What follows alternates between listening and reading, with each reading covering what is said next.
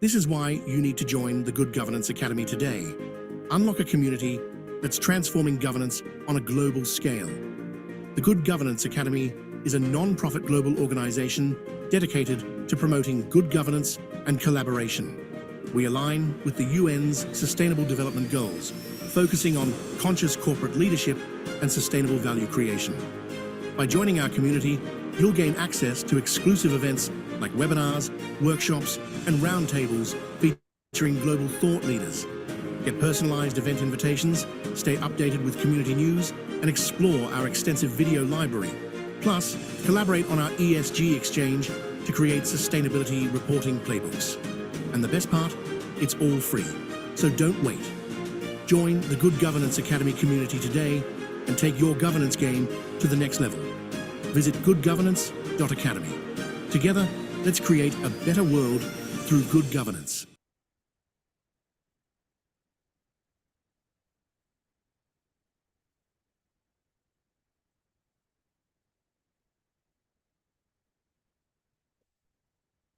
Good morning, everyone. Welcome to yet another Women on Boards event. We always look forward to this time of the month. For me, it's I get so energized, I get so excited because I know that once a month I get to meet incredible women, I get to meet incredible men, and I get to learn and get inspired. I just want to acknowledge all of the participants who are joining us online. We've got both men and women, and we just want to welcome all of you. I think the lessons are universal. So we're not, I know it's a Women on Boards, but we just want to welcome everyone, including the men. We acknowledge you, we celebrate you as well, and we just hope that you're going to have yet another amazing time. In the spirit of empowering women, you know, we always have different people emceeing the events. Today, we've got the privilege of Amelia. She's attending this event for the first time, but we know her and we support her and we want to empower her as well today. So she will be our MC. So I'll hand over to her right now. Thank you. Thank you. How's that for throwing in the deep end? Morning, everybody. Greetings and a very warm welcome to everybody here today. Honorable Madame Luísa, welcome. Welcome, everybody. I'm going to go straight in now and just introduce myself. I've been invited to speak about myself, and as ladies, we don't do that very well. So this is a big challenge for me, but here goes. Zamali Hendricks. I'm born and raised in Johannesburg, but I've spent most of my life living abroad. I've always been fascinated by other cultures and other people. I recently founded an organization called Leading Lights. I'm very passionate about leaders. My life's work is about education, executive education and leadership development. I work across various sectors, from public sector, the presidency, through to all manner of public sector organizations, captains of industry, corporates, non-profits. So I'm very privileged to be in different spaces and at different boards, different tables, different spaces. I just want to say one little thing about Leading Lights, and this is not a plug for Leading Lights, but more an invitation to see yourself and remind yourself every day that you are illuminated. You have given yourself permission to shine, and I think that it is incumbent upon us as very powerful women and leaders to give others permission to light themselves up as well. We are often servants, we are wives, we are mothers, we are daughters, we are sisters, and we forget to not hand out, but to hand up and help our sisters to shine. So that's me on Leading Lights. And very privileged, as I say, I'm very humbled to have been given the seat at this table. So thank you to Judith and to Delia, and for you that has sat here creating the space for us. Okay, I'm not going to take up any more time, but what I would like to do now is to invite PPS executive, Ayanda Siboni. She's the group executive for marketing and mutuality. I had the privilege of chatting with her. I had her all to myself for a good 5 minutes this morning. She's incredibly inspiring and really, really excited. Thank you so much, and thank you for hosting us. Over to you. Good morning, ladies. It's so nice to be in this room around this table and feeling like, wow, this is my tribe, you know. Normally, when we're sitting here, it's quite a serious things. We're solving the problems of the country. So yeah, it's a great honor for PPS to be associated with this initiative and to be hosting you, South Africa's powerhouses. It's been said many times that this world would run better if it was run by women. Case in point. 2 years ago, I bought a book with a catchy title. It was called How to Be a Dictator. I don't know if any of you have seen that book. It's not because I had aspirations of becoming a dictator, but I wanted to see, like, who are these dictators and what are the attributes of a dictator? And the wonderful thing that I found there is it doesn't seem to be a career path that women are keen on being dictators. So when boardrooms have female representation, they are so much better off. This has been said to us many times. But it's not just people saying it, there's actually empirical evidence. So the link between women on board directors and profitability was corroborated by the Women Count 2022, a study of the FTSE 350 companies by a diversity consultancy, The Pipeline. It showed that corporates with more than a quarter of women on their executive committees had 16% more margin, and those who had women 25% or more were 10 times more profitable than boards that were male only. So why is this so? In my view, I think the women are the ultimate strategists. We see around corners and we play for all to win. So when women operate in boardrooms, they play for the shared success game. In my career, I've always had a helping hand from women, whether it was coaching on soft skills or hard skills. They've always done it for me with compassion and with care. So it's lovely to see you ladies who have demanding schedules take time out to be here today. Out to meet other women, to network, to share your experiences and expertise. Here at PPS, we call that mutuality. It's also our business model of shared success. We are here to help professionals become financially resilient by ensuring sickness doesn't become financial stress, and it means you focus on your recovery and PPS takes care of the rest. As a mutual with 84 years protecting professionals, we understand that you need your needs, and together with your financial advisors, we build custom solutions that create, grow, and preserve your wealth. Our mutual model is in our mutual model, we've given more than 5.4 billion. We shared with our members last year in profit share. And over the last 10 years, it's been 30 billion. So if you're not with us, you're missing out, guys. I am shamelessly plugging PPS at this point. But yeah, we really share our expertise with our members so that we can help protect you financially. And that's what you are doing today as well. You are helping other professionals by sharing your expertise. So we are very, very excited about this partnership, and we invite this organization, the Good Governance Academy, to the home of graduate professionals. Welcome to your new home. Thank you. Thank you very much. That was a mouthful. Let's just go, whoosah, and take it all in. I just heard the numbers.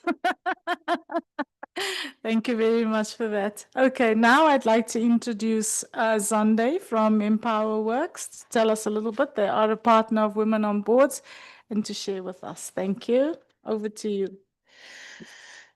Thank you so much, Amelia. Thank you.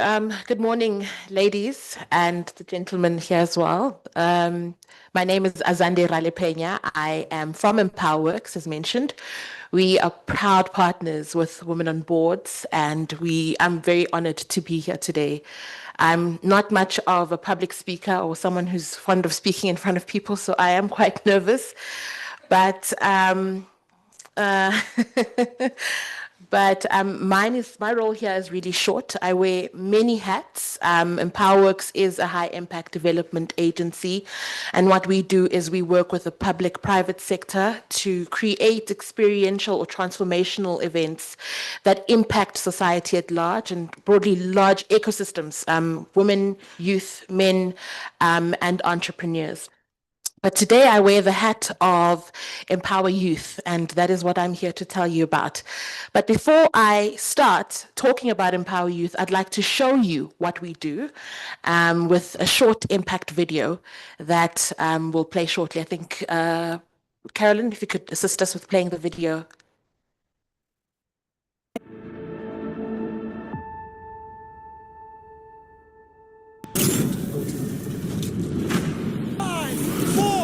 3, 2, 1, hashtag!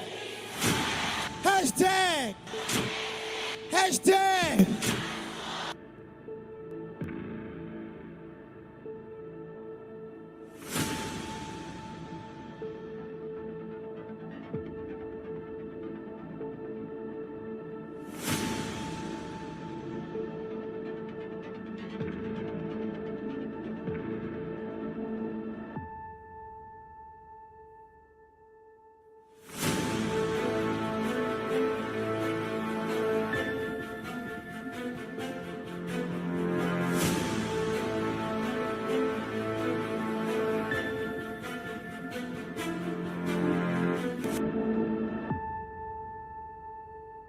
$241,000 to a staggering 4.9 million people out of work. Empower Youth, that is already sounding like such a positive thing. The Orange from Empower Youth Transformation Program. It's a youth movement by the name of Empower Youth.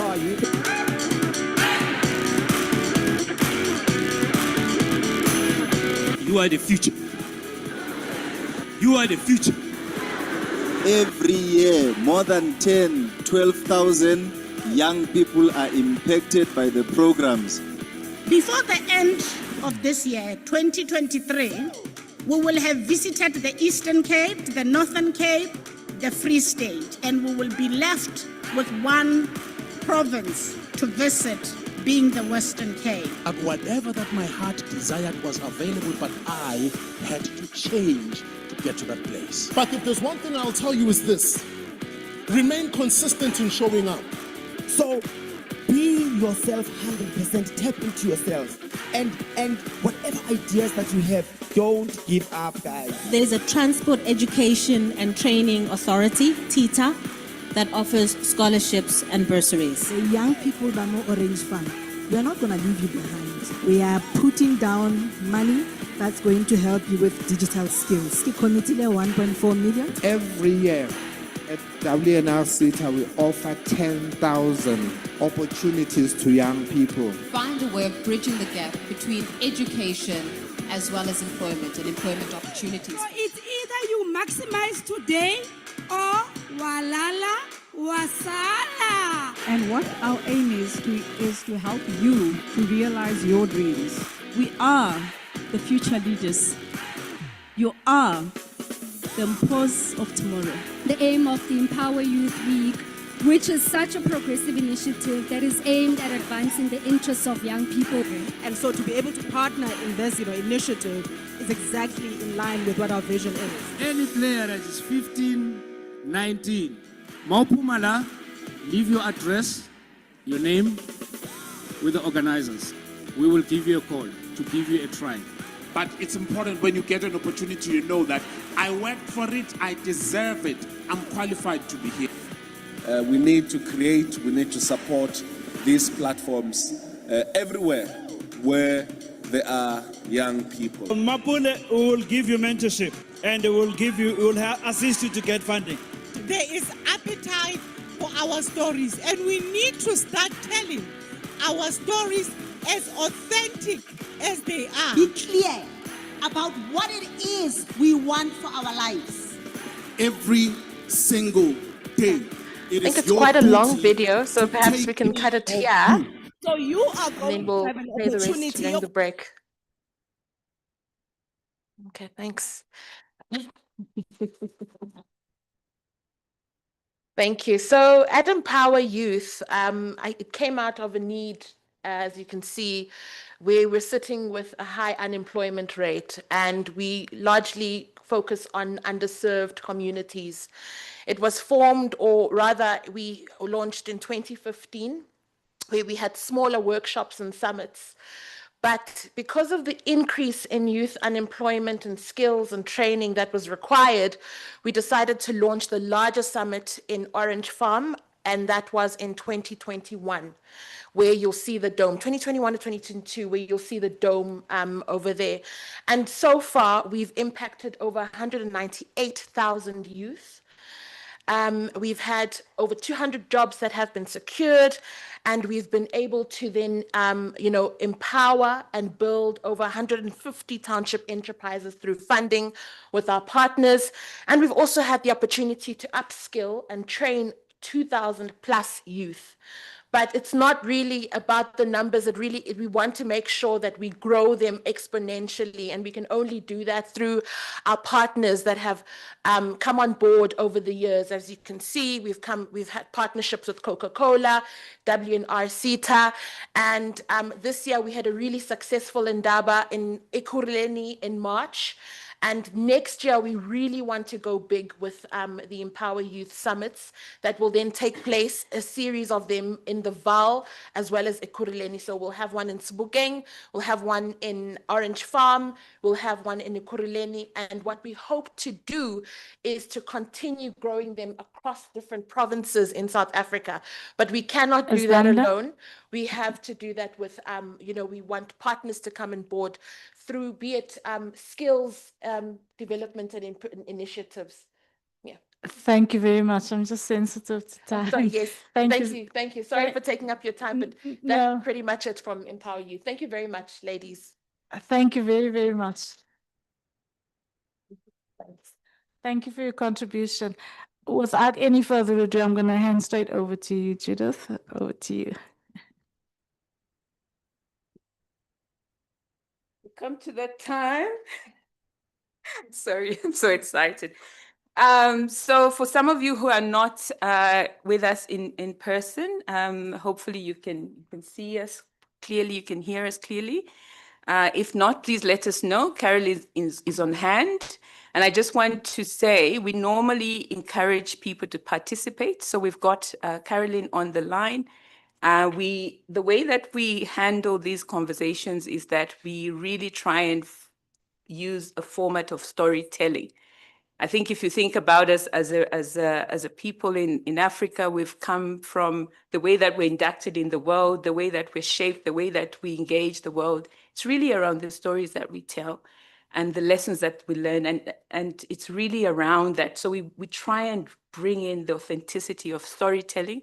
That's the essence of how we are delivering the learnings. So please feel free to interact with us. It's a conversation. So we're so excited, and I'll get right into it. So before I do that, we just had to acknowledge the greatness that we have in this room. On my right-hand side, we have Punki, and I'm so excited. We're going to have time after lunch with her. But on my left is Madam Luísa, and I just want to say a few words about her, because really it's a privilege and an honor that she came. Literally set aside a weekend for us. She's a busy person, but a true trailblazer who believes in women, who believes in leadership. So I'm so privileged. I have to read this so I don't get it wrong. So Madam Luísa is a globally respected leader whose career spans high-level governance, financial reform, international diplomacy, and corporate board leadership. As Mozambique's first female prime minister between 2004 and 2010, and she was formerly Minister of Planning and Finance. She's renowned for driving fiscal discipline, structural economic reform, and public sector modernization during a pivotal time in Mozambique's post-conflict development. Her tenure has marked by strategic partnerships with multilateral institutions and the stewardship of the national budget through the lens of transparency, inclusive growth, and sustainability. She positioned Mozambique as a case study in leveraging sound economic policy for poverty reduction and institutional development.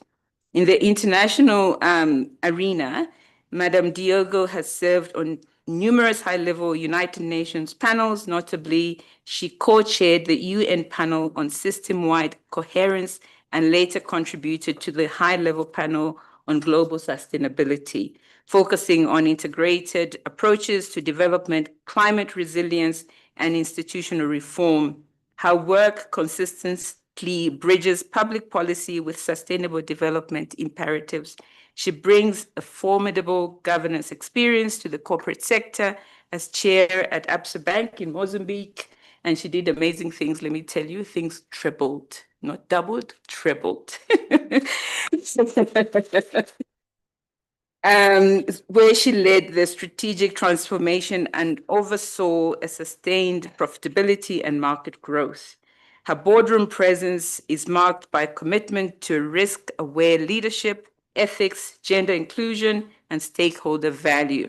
She also serves on the boards of ABSA Group and Total Energies in Mozambique and contributes to global philanthropic efforts via the advisory board of Big Win Philosophy.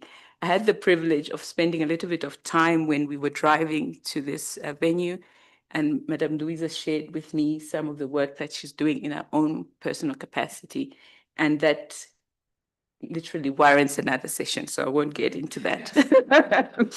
She's a staunch advocate for gender equality, and she founded the network of women ministers and parliamentarians and led several initiatives to mainstream gender in fiscal and governance frameworks.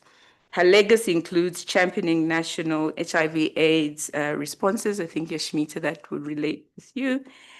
Free reproductive health care for women, it's a big thing. I think all of us know about this debate, and policies aligned to the UN Millennium Development Goals. Recognized by Time magazine and Forbes magazine as one of the world's most influential women.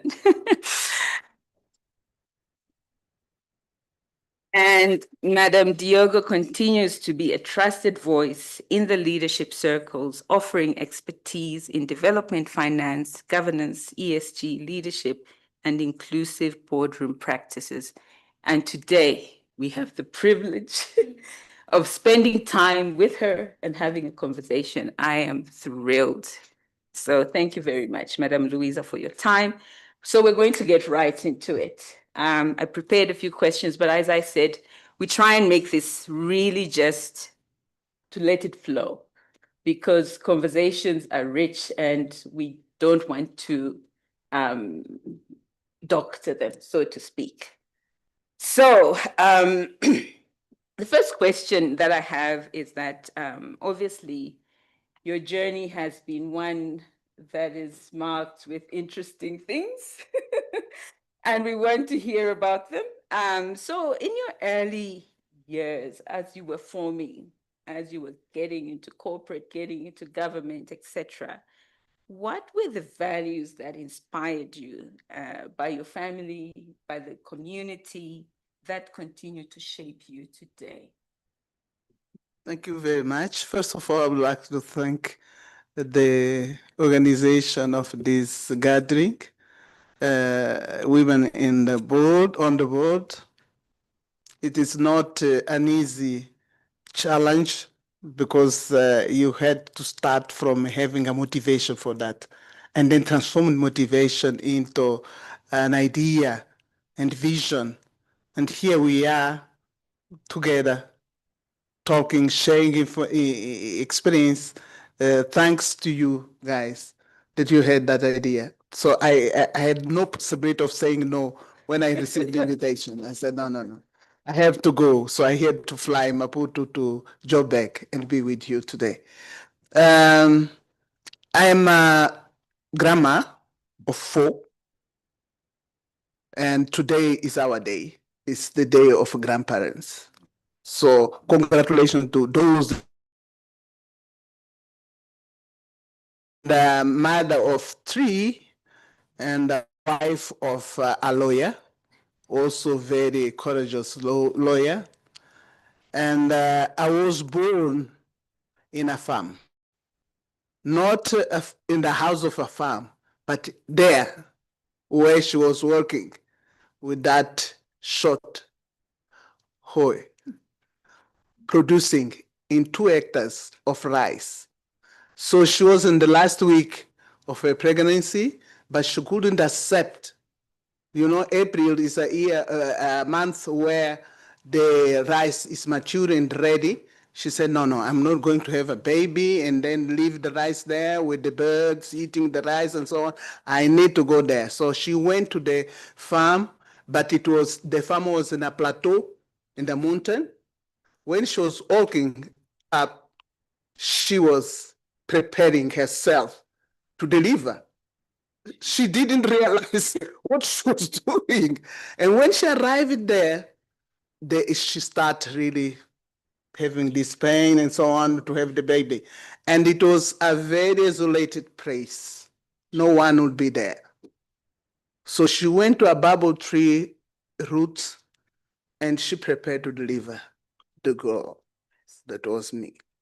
Wow. And she put that, what we call kapulana, that material that women like to use, that I use it in Africa for everything, even for delivering. So she delivered the baby. And she said the only problem that she had in her mind was a snake that used to go around in the farm.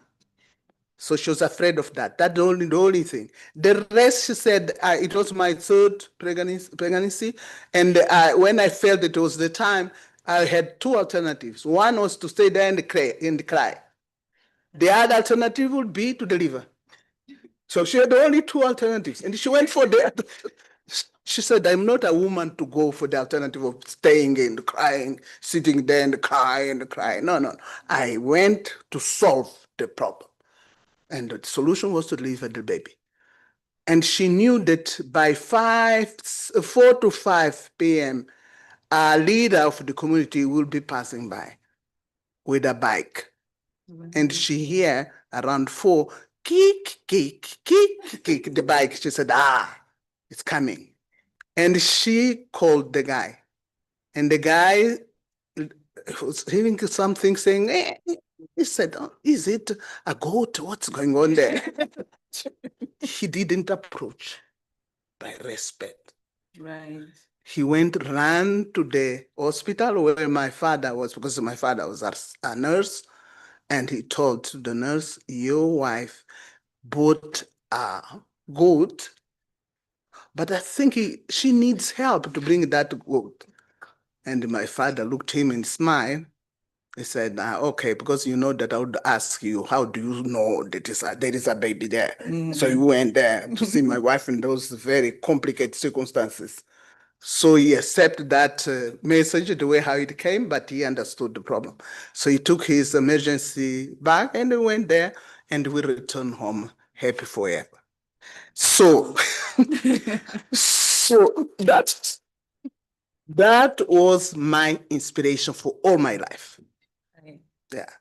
And I'm so connected to my mother that every day I learn from her. Now she turned 90 years old this year.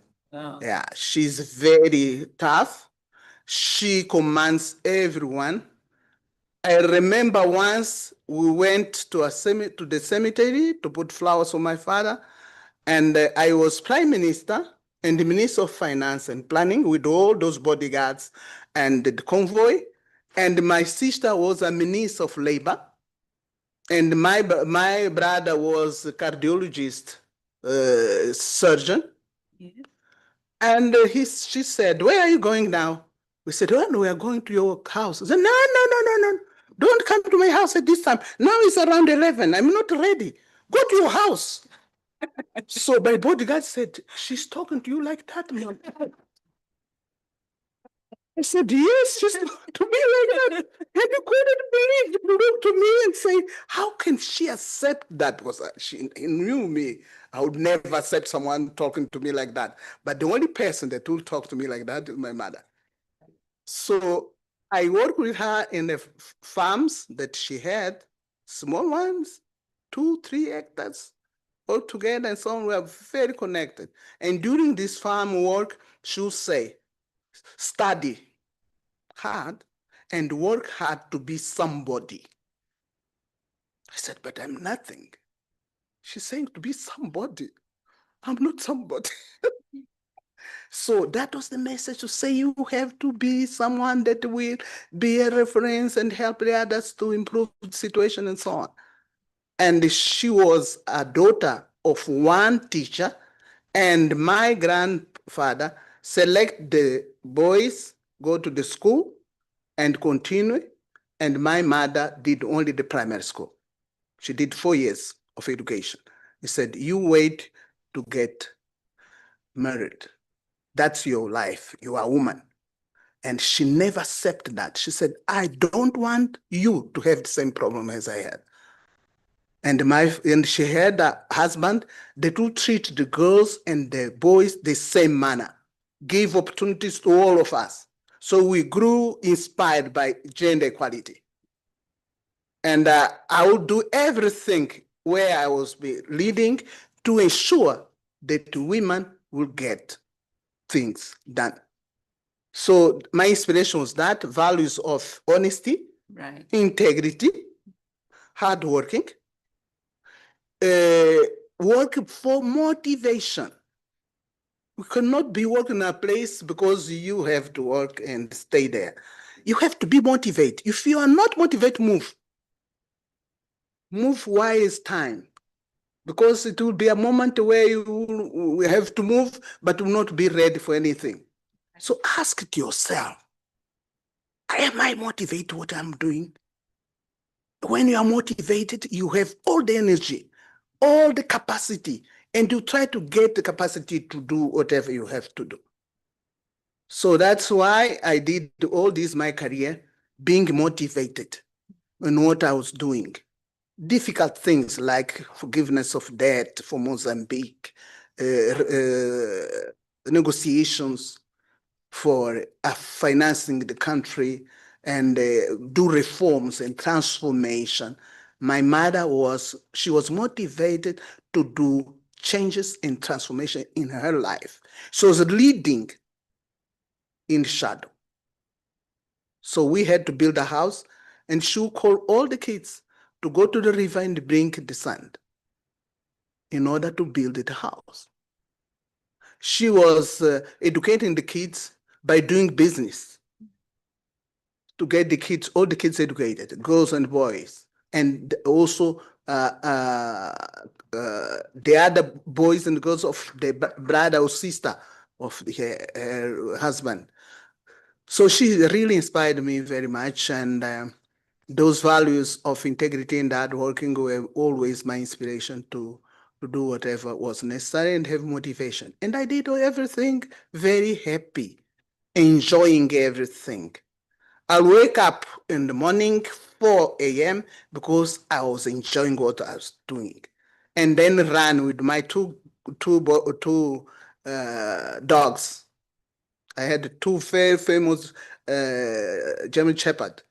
And everyone who knew me, I would never call the security. I would go with those 2, very well trained, 4 o'clock in the morning, and come back around 5, 8 kilometers of running, and be ready, energized for starting the day. And I'll be in the office 7 a.m. because the only time that I would have to concentrate will be between 7 and around 9. Because after 9, I'm given to the people. So you don't have time to think, to strategize, and to see whatever it's delayed, to look to the matrix, you alone, before you meet your collaborators. And I will have the other time at the end of the day between 5 and 8. So that will be the time to close the day alone also, and to make perspective about yesterday. the following day. And I will own my diary and define each day of the year what to be done. So I'll be going to the meetings where I felt it's something I'll get from there. I will never go to me just to go. So I select meetings for Minister of Finance and meetings for the Prime Minister, and then to see what are the holes that will remain and see 1 or 2 cases where I'll go or I will delegate to my people. And I'll never accept an invitation of less than a week because it's not your trip. It's someone else that at last minute said no. So that's why who we are going to find out and so on. Madam Diogo, okay, bring Madam Diogo. No. Start receiving the invitation on time, like 6 months, 4 months, and that's the minimum. And then organize, put in your diary and advance. And list the key stakeholders, the ones that you are obliged to be with them in a weekly basis, and the one that you are obliged to be with them in a monthly basis, and the ones that you need to be with them in a 3-month basis, in a quarter basis, and then put in the diary. And don't give up easily, because it can happen to give up. It's an exception, because life is made by exceptions also. Exactly. But your rule should be a rule of following your diary. Negotiate your PA with your PAs. If you have 2 PAs, like I have, you negotiate with both of them. You say, please allow me to be there and there during this year. And you give them at least 1 or 2 days per week so she can manage and bring 1, 3, or 4 proposals to be placed in your diary. And when you select the stakeholders, you see the importance, you see for what you have them as important, and you can exercise your leadership in the house, looking to the importance of things that you are doing. Delegate. Delegation requires prepared people. And my mother teach me also, each one of us in the house had that responsibility. I will go with her to the farm because she said, Luísa, she likes to farm. I didn't like it at all. I went with her because it was my duty, the obligation. Who likes to farm with that? No one. No one. But I'll go with her and she'll have no complaints. And that's why Luísa come. And I use that opportunity to get the maximum from her and the advices and everything. And think why you say that I'm nobody. And she starts explaining what happened to her. And now I am here, I'm working with you, I'm preparing the future of my kids and so on. But I'm not feeling that I'm that person that I would like to be. I feel that I'm still nobody. I don't want you to feel the same. And I was inspired for that to work. So in all the values and so on, wow. It came from my parents. Madam Luísa, let me tell you, it's just great that we're recording this because I feel like I need to play back, from what you've said, there's discipline, there's integrity, there's questioning, there's so much of it. So obviously, there would have been some challenges. How did you navigate those? Did you challenge your mother? Did you challenge your siblings? Did you challenge the people in government? Did you challenge corporate?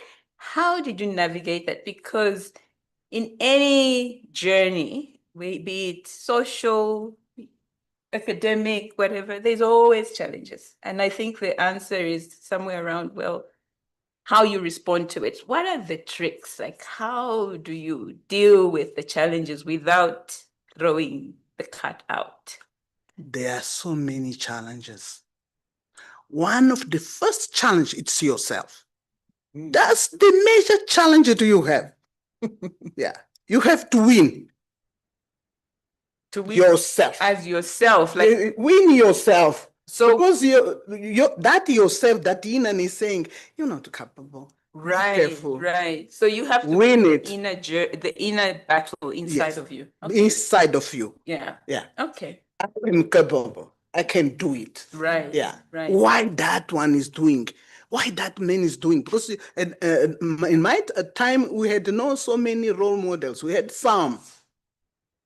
But some of the role models are way problematic. They're imitating men. Here's a prime minister. I tried to see a woman prime minister, or Margaret Thatcher. I said, but so you have to be authentic. Yes. Yeah. Win yourself but be authentic. It's the best tool that you have. Authenticity. Never forget where you're coming from. And don't be afraid of showing who you are. And when I used to go to abroad, I said, no, there is doubt about my race. Let me make it so clear that I'm Black. And I will show my red. And no one will have doubts about my, yeah.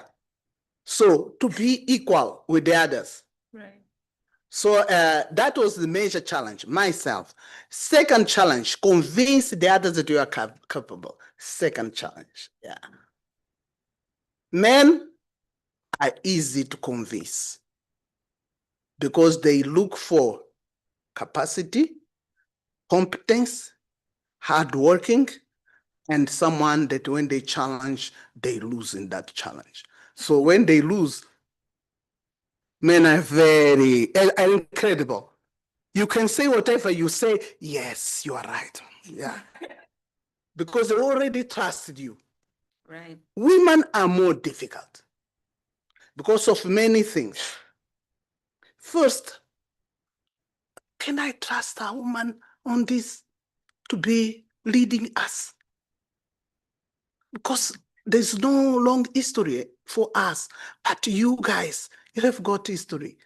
You have cases of models that have succeeded. In our case, it was not easy to convince a woman that you can do it. And when they are convinced, or they support you, or they have a complex of minority. They support you, they are with you, and they go with you.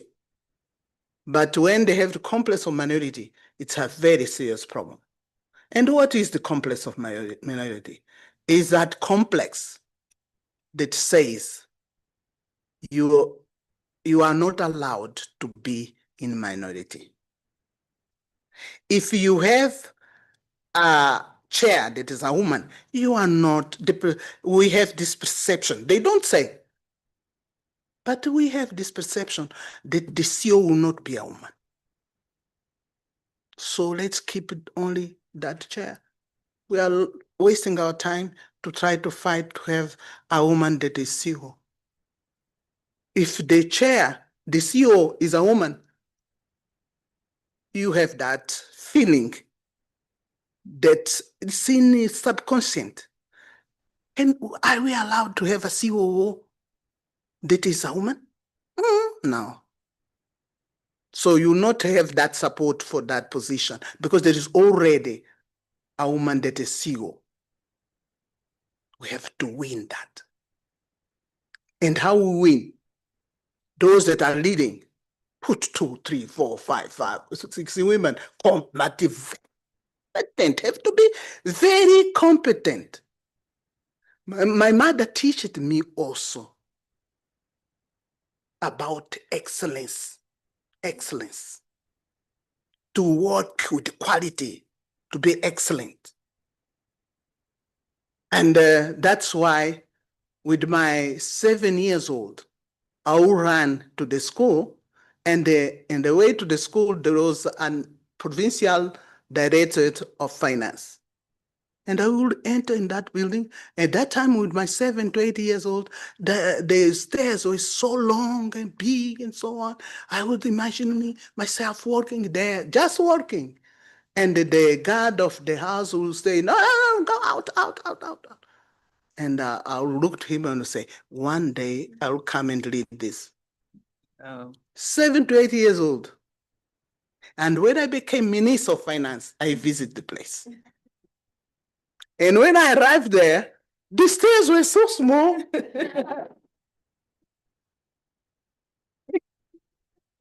when I was walking up and the stairs, and I stopped, and people didn't understand. My bodyguards and the people, director of finance was there receiving me, and I will look around and say, I am leading this, not as a director of finance, not as a deputy director or national director, but as a minister of planning and finance. Wonderful. So I said, let's go in.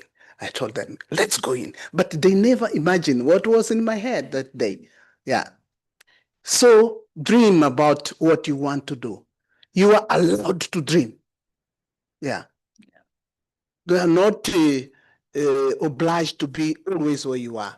So the second challenge is this minority feeling of not being allowed to be in majority. And say, we are so many women here. We have to be careful.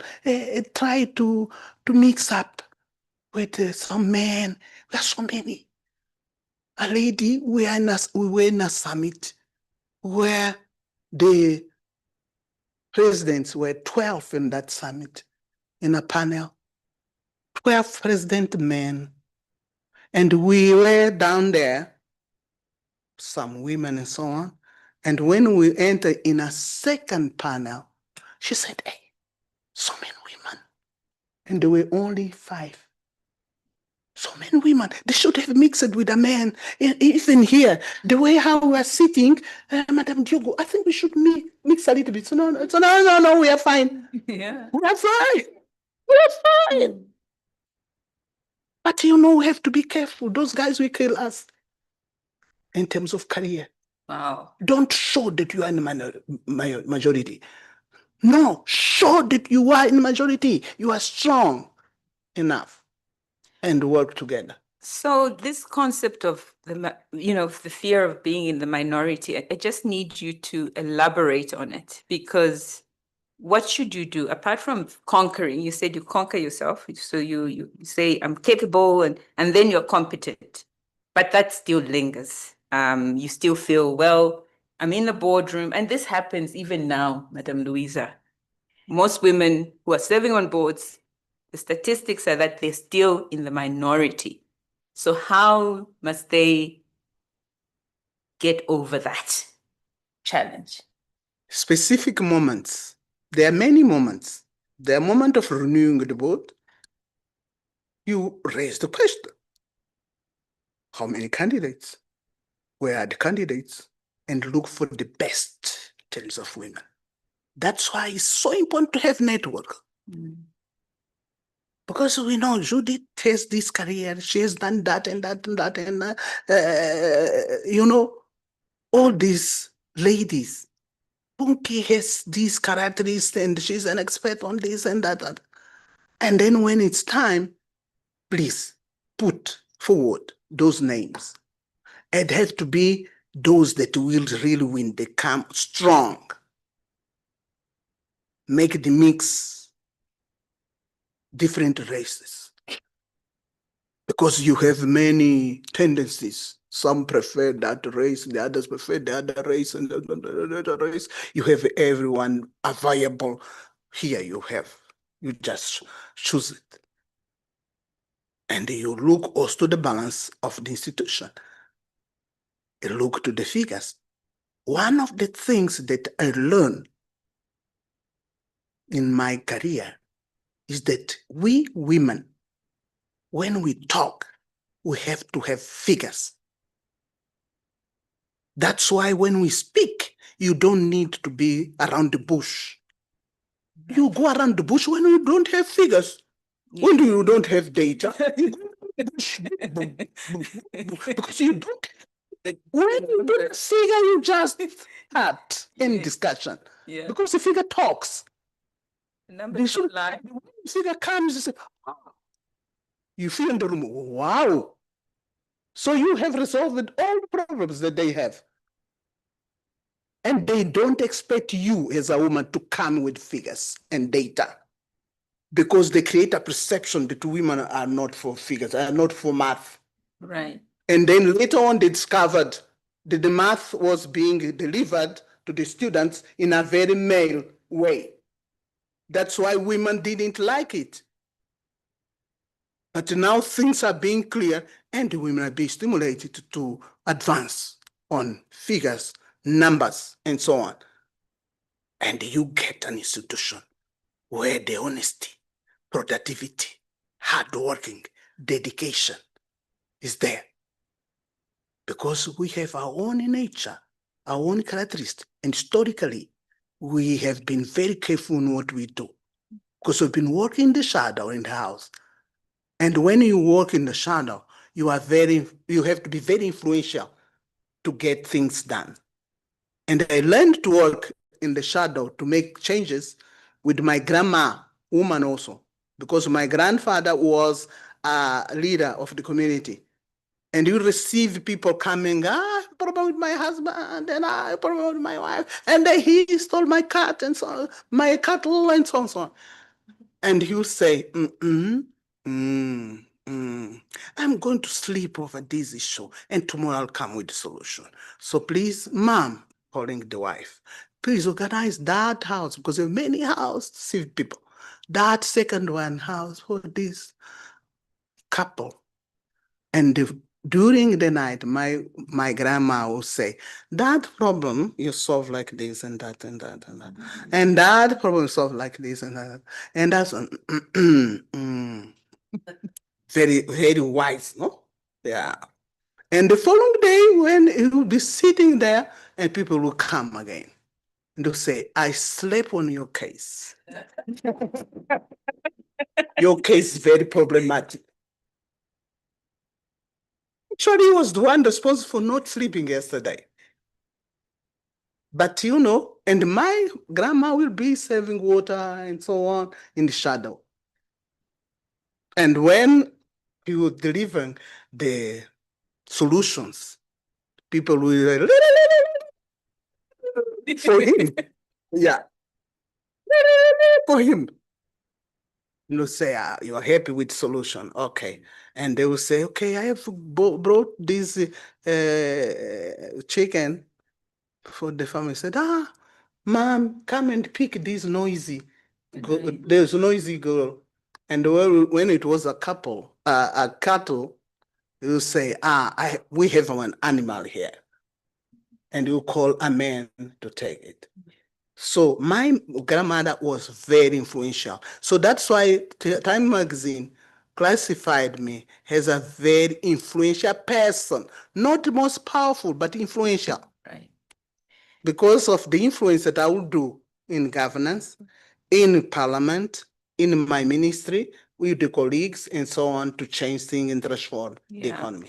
That's a very powerful point there around influence, Madam Luísa. So are you saying that, for example, in the boardroom, is it more important to be influential than to be heard, or to be perceived to be the one that's speaking all the time, being more visible? Are you putting more value to leading from behind?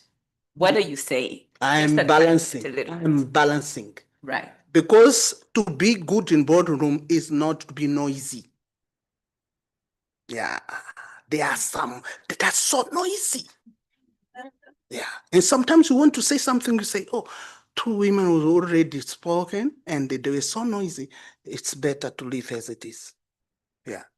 Because you have to balance. And ask for the floor when you have new point or additional point, or you want to close one or two issues, or you want to recognize the executive. Because sometimes we board members, we forget that the executive work hard to prepare the documents. And we ask for the floor directly criticizing. No. Pay value to the work done.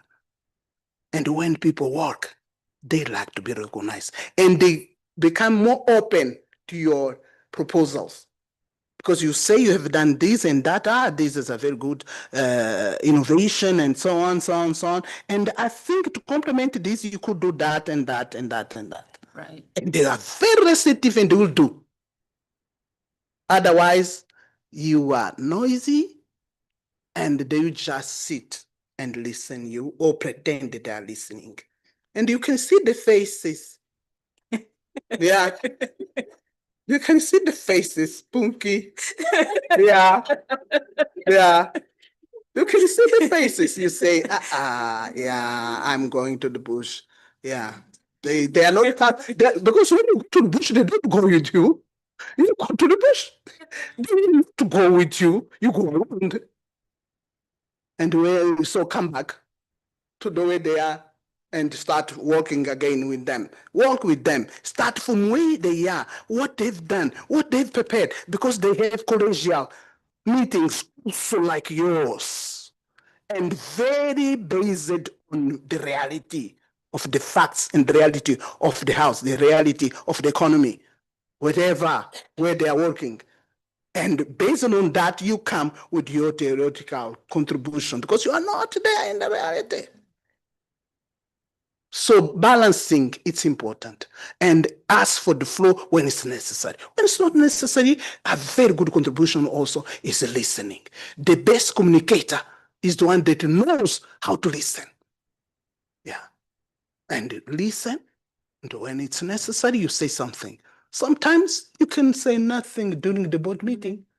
They know your value. But sometimes you just feel there is one or another point. That means a small number of points, meaning that 80% of what you would like to say, it's done in the document that is being presented. So you put the 20% or 10% of what you would like to say. It's wonderful. So we normally ask the audience to come in and ask questions. Is there anyone that has got a burning question to ask, Madam Luísa? No one? Okay, Yeah. yes, go ahead. Thank you so much for the first taking notes and writing. I think the question I have is when I listen to a lot of influential people like yourself, you've got an amazing background. You know, you talk about your mom, you talk about how your mother influenced you. But I know that there's different realities for other people. You know, others might have not had the privilege of having such amazing role models, you know, growing up. And how would you then encourage, you know, those people to take from, I don't know, from the environment or wherever they can take to sort of get the inspiration that you've had to be the wind beneath your wings? This is a very good question. You know, one of the challenges that I had, that's why I said so many, I picked one or two only, but there is so many. One of the challenges that I had, and I know that every one of you have had that challenge to a certain point of your life, is how to handle the balance between the house, family, and the work. And my problem was, I never had, you know, I spent a lot of time of my life without having a very good help at home. And I learned in that exercise that one of the things that the professional women need to do is that when you start feeling that you are doing real career, you have to move and move fast. Because to make a distance with the rest, you have to run fast. Yeah. Run fast. Make a distance, not be close. Distance. And to make a distance, you need to have a balanced house. You cannot be in the job and thinking, now I have to go and pick in school, now I have to go to be. No. At a certain moment in my third child, only at my third child, I found the solution. Why? Because someone told me that when you have problems, ask for support. So in this case, you ask for support. You can have mentorship, because you have a network. Don't have that complex of not knowing a solution. Ask for solutions and they will come. You know, I did like this, and I did like this, and I did like this, and you pick the one that you feel. Even in terms of developing your career, you ask for help. So I asked for help. How did I ask for help? I said, Mother, I am having very serious problems. I said, go to your village. Go to your village. Because here in the city, you don't have serious women that will stay at home with your kids. Go to the village. And then put her in adult education. If you want a woman that knows how to write, how to make accounts and so on, that basic ones to be with the kids. Bring the lady and put someone teaching her, because she can't leave the house to go to somewhere to study. And I solved my problem. And she is with me now around 30 years. Yeah. So I have the others and so on, but in my heart, I know who is the one. She's the one leading the team. Yeah. So I found the solution. So I would wake up at 4 and go, blah, blah, blah, blah, blah. All these things, 7 o'clock, arriving at 8, blah, blah, blah, blah, because I had that lady. That's and in terms of career, when I was nominated to each position, I learned also to call those references that you know in your area. Because there's always a reference. Yes. So pick the phone and call. I'm Luísa Diogo, you know, I have been assigned in the position as a Minister of Finance. I know that you are a very good Minister of Finance, or you are a very good Minister of Finance. Please, I need some fun. Don't ask for 3 tips, ask for 5. Okay. I need 5 tips, and they will give you the tips. And then you call another one, and then another one. And you have 15 tips, and you select the ones that you feel that fits for you. Absolutely. And you advance in your program of career development by having that in mindset. The rest you study and so on, and you work with the colleagues, and you complement each other capacity and so on. Because when you work in a collegial form and with a team, you share and you grow with the team. If you are leading, you grow by making those growing, because you need to delegate. And you cannot delegate to someone that is not prepared. So invest in your people in order to delegate. That's brilliant. We actually had a question from Agnes online, and she said, how did you balance the household life and work challenges? So that's definitely been answered. Tabang, Tong, says, how should one balance arrogance and confidence? Yeah. Sometimes people think they are displaying confidence, while to others it comes across as arrogance. Yeah. It is very difficult to think when you have so much power. And sometimes it is a perception. And sometimes it's reality. So you have to sit. And I was doing that exercise every day. Am I being arrogant, or they are being unjust? They are not perceiving me rightly. But assume that you are being. It's better. I'm being arrogant. I'm being arrogant. So what I learned, and it was by coincidence.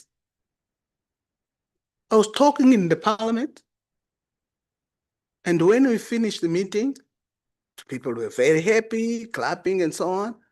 But when I went to make the balance, to debate the results of the meeting, one of the directors, because one of the things that you have to do is to make them participating actively in the meeting and tell you the truth.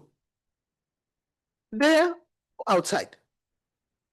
You say, you can talk here. If you don't feel confident on talking here, but please talk here. But if you don't feel confident, I'm available. Please come to my office. And when they start by saying, that thing went very well, challenge them. Why you are saying that it went well? I don't believe you. Could you put arguments on that? And they'll say, well, you know, Madame Diogo, there's only two things here that didn't went so well, but blah, blah, blah. And you say, those two things, which things were? And they start detailing. And you create a culture in your team of not being alone. Because to be not alone is not to have people. No. To be with others is to have the possibility of benefiting from them and them benefiting from you. And the only beneficial thing that you can get as someone that is exercising leadership is to hear the truth. Yeah. And well, we were doing that balance and so on.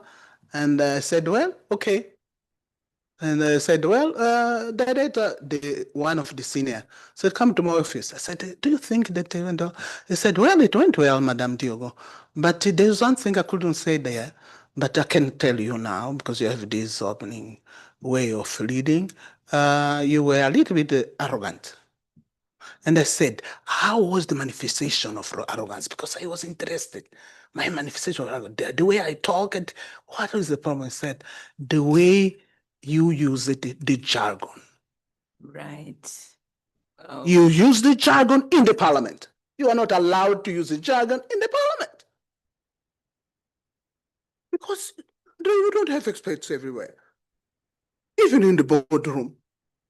As an executive, you arrive in a boardroom, you cannot make a presumption that all the board members are experts on your area. Try to make it accessible, but not making vulgar and so on, but make it accessible. From that day on, all my speeches will be to the land. My interviews will be to the land.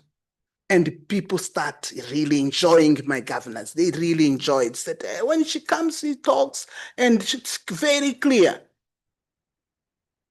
Because she's not arrogant. So they perceive jargon as arrogancy. They perceive the voice.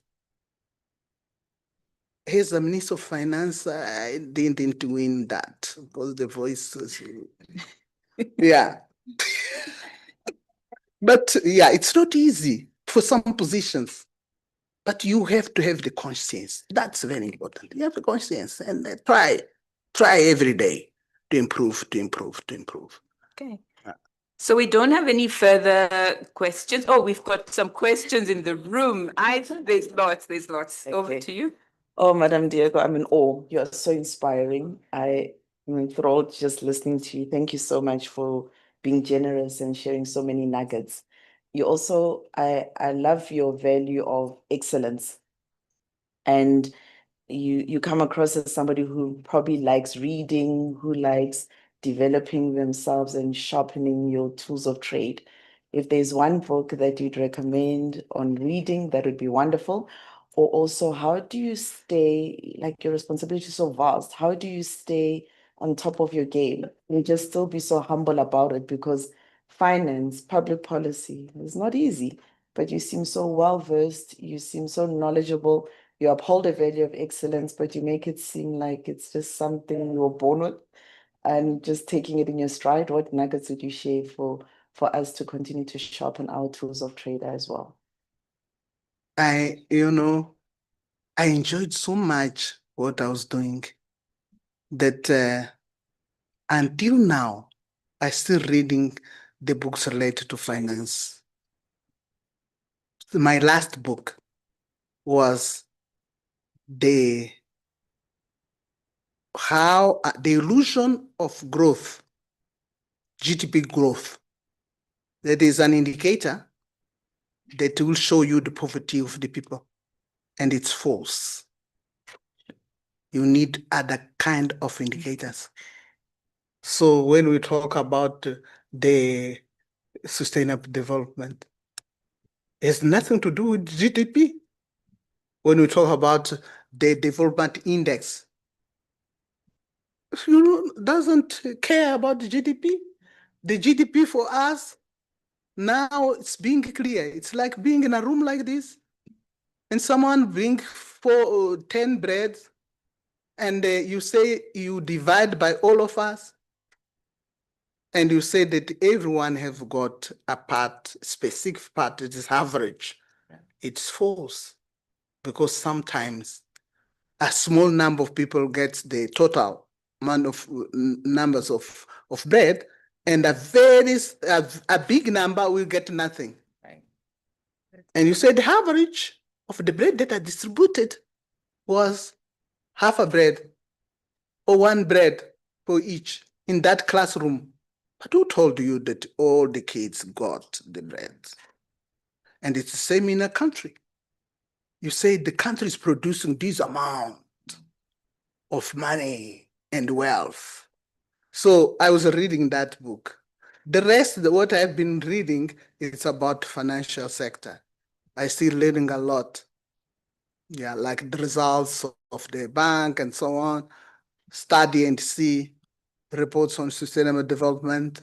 I enjoy to see how to balance with the needs of Africa and just transitions and so on. I look forward for the masterclass that she's going Yeah, we're all so excited to hear that. So we're going to take one question in the room and one online. You can go ahead. Madam Luísa, I'm sitting with a lot of younger ladies, and I just wanted to ask, what is it that we should be doing when we are early in our careers? Because I know it's the time that's for a lot of listening and learning, but is there anything else that younger people should be doing? Yeah. I feel that it's very clear in your mindset what you should be doing, more than what we had in our mindsets. The only thing that I will give you has a contribution is that they do not. Because they what to do are very dynamic, and you know exactly what you want, and sometimes you ask for and so on. Congratulations, continue to be like that. But do not make shortcuts. Do not get the position in a very strange manner. Be transparent. Do not ask to move very fast. Warm up the position. I call to warm up. Warm up your chair. And when the chair is warm, you can take off. Because when the chair is not warm, you will try to jump and you return to that or lower chair. So no shortcuts, and follow what is required in the institution and your organization. Follow the rules. Don't be afraid of being very honest and exercising integrity, because sometimes you feel like a fish out of the water. Be different. Try to be different, really. Be honest. Exercise integrity. And when you feel that you are debating in boardrooms on, be innovative. Don't be afraid of proposing different things, because transformation, the transformational leadership is the one that is now being the best. Because in my time, you do the career and do things, have a confusion between to be a leader and to be a boss and to be someone with authority, confusing authority and leadership, and being called a leader while you are not exercising, because you are a leader only when the day and the hour that you are exercising leadership. There's no leader in the world. There is an exercise of leadership. And it has to be transformative, has to be adaptive, it has to be authentic, because it has to have roots where you're coming from, inspired, and keep you walking to that direction. So walk fast, but make the phases. Don't jump. Warm up the seat.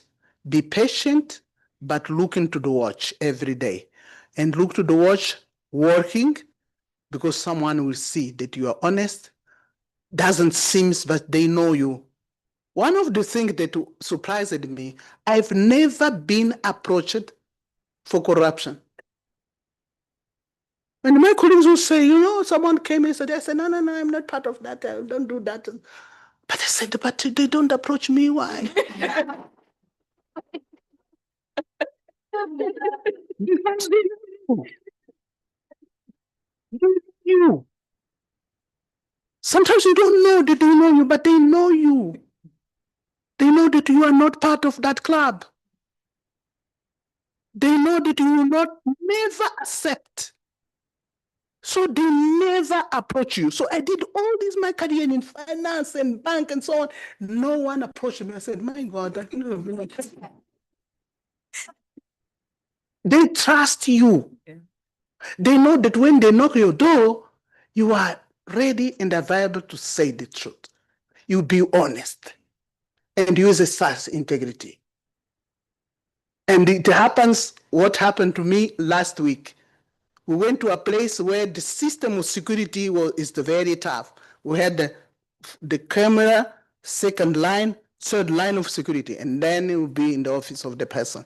So we organized a meeting with her, it was a lady, and I don't know what happened. There was some problems on the communication. They didn't say my position, my former position. They said they just didn't, I don't know if they said the name or not, but the truth is that when I arrived there, my driver said, former Prime Minister, Luísa Diogo. And the man understood former Prime Minister, said, what's that? Said, I have to go and consult to see the books and so on and so on. And my assistant that works with me every day said, it's Madame Luísa Diogo. Oh, Madame Luísa Diogo. Oh, yes. No. Because your name lasts. Because you have left legacy. The position, the title disappear. The title disappear.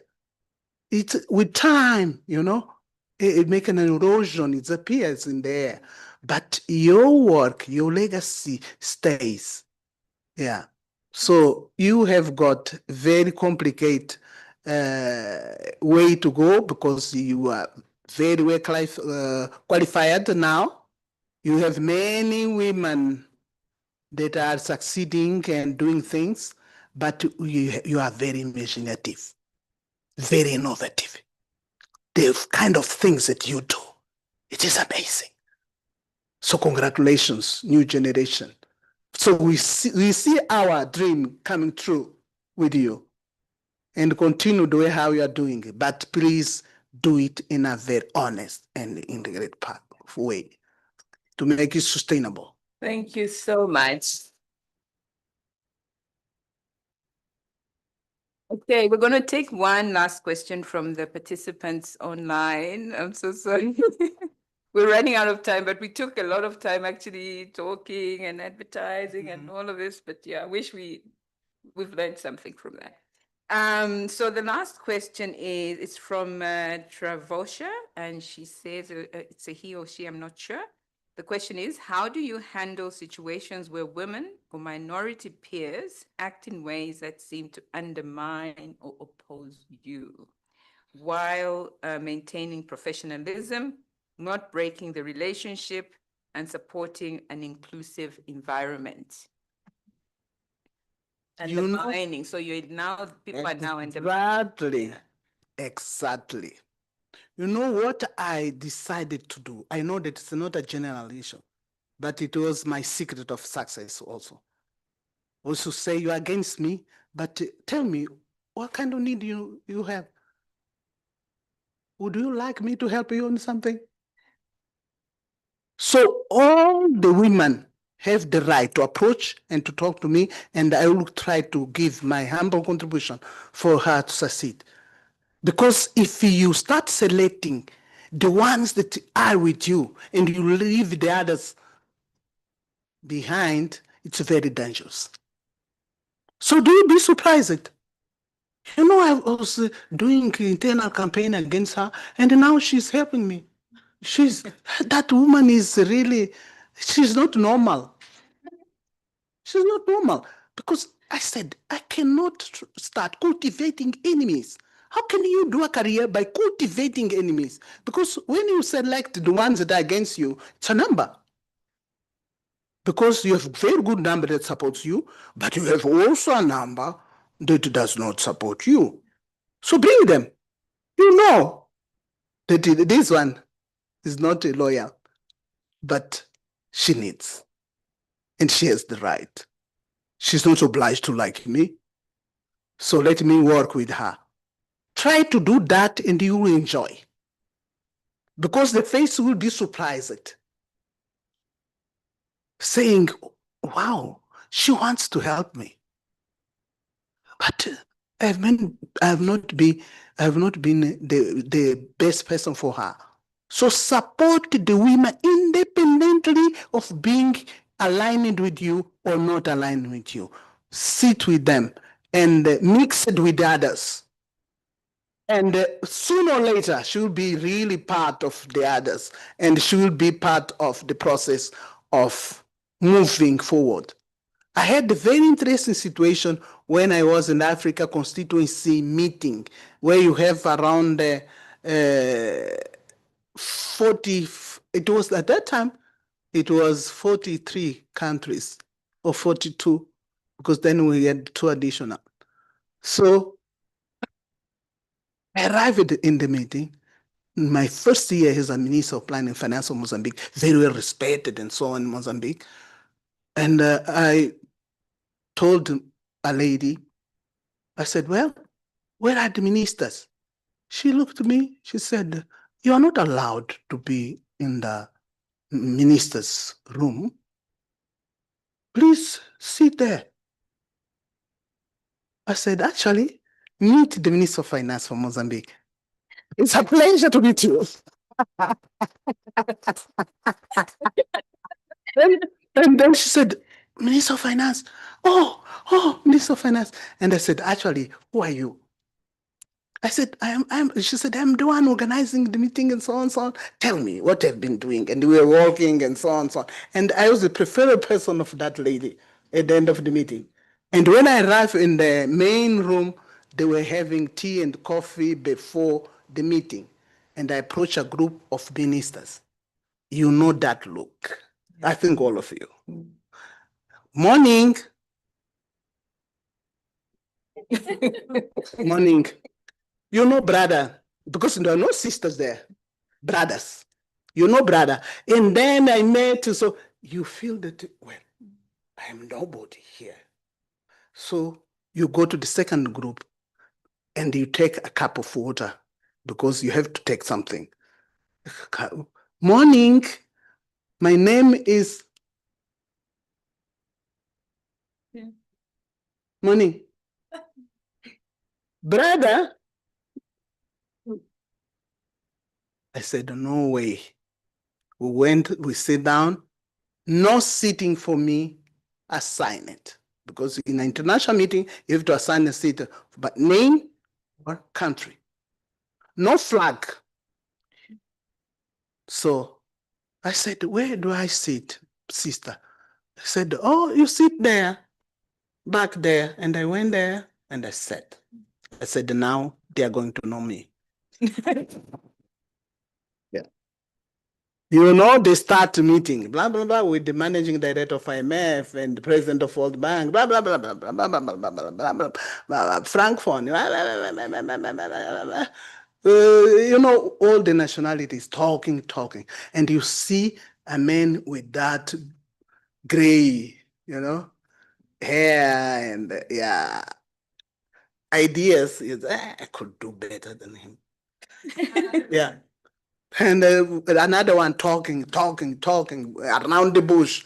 I could do better than him.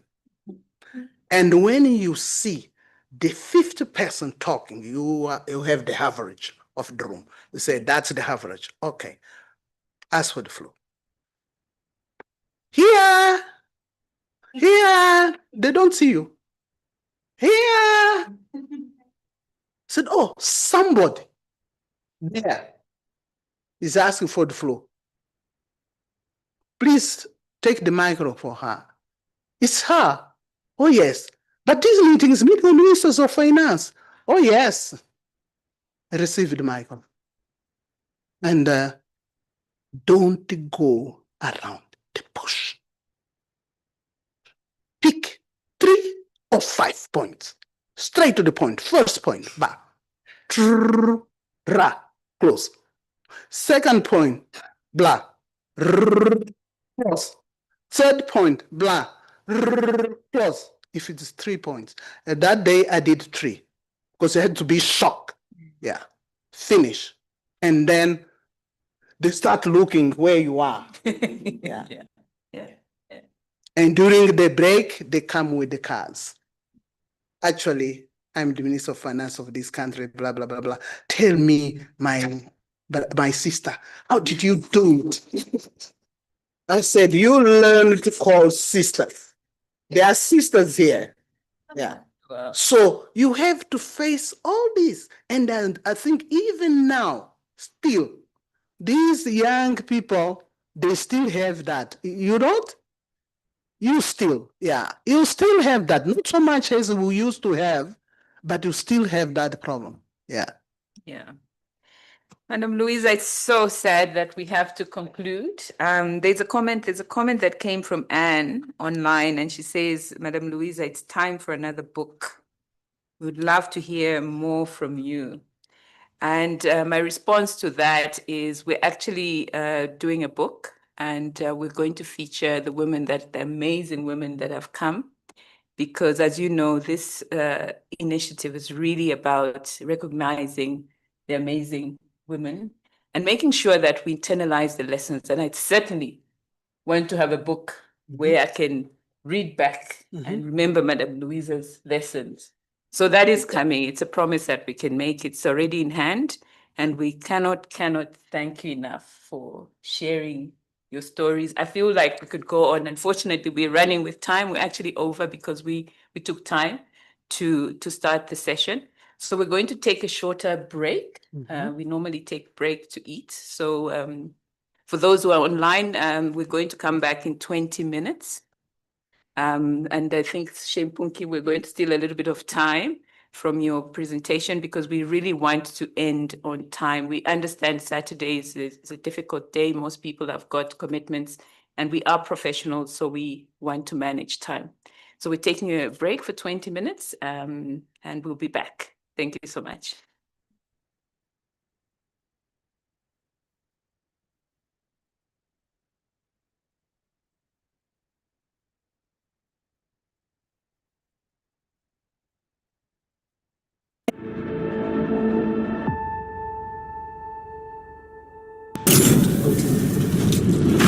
Five, 4, 3, 2, 1. Hashtag. Hashtag. Hashtag.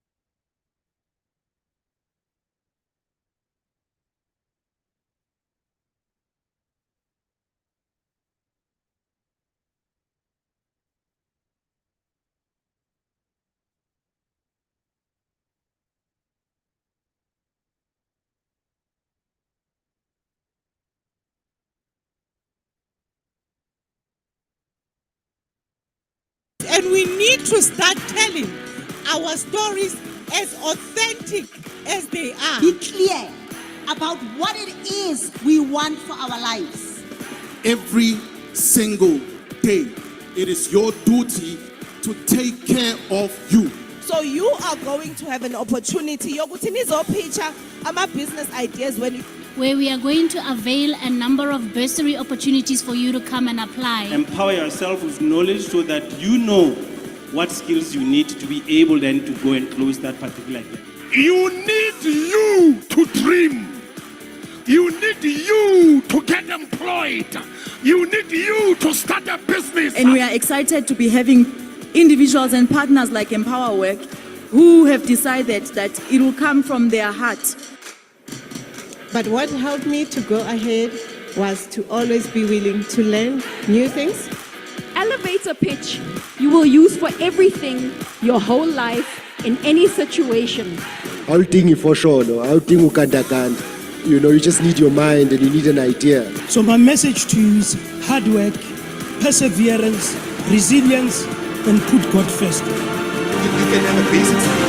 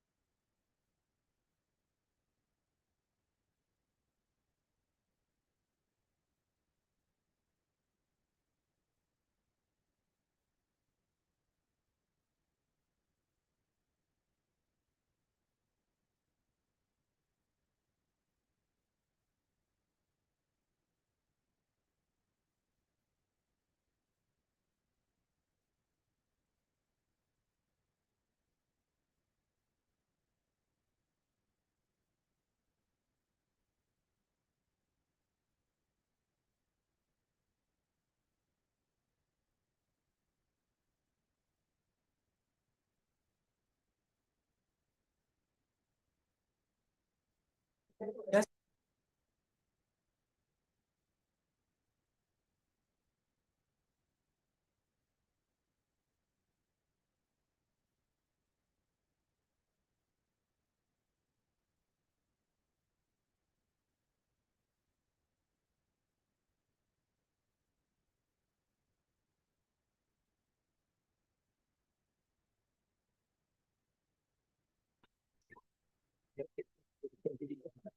All right.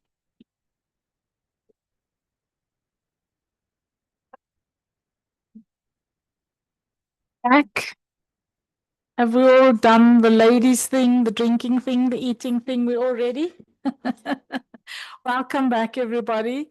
We are conscious of time, so we're just going to dive straight in there. I have the pleasure now of introducing Punki Modise.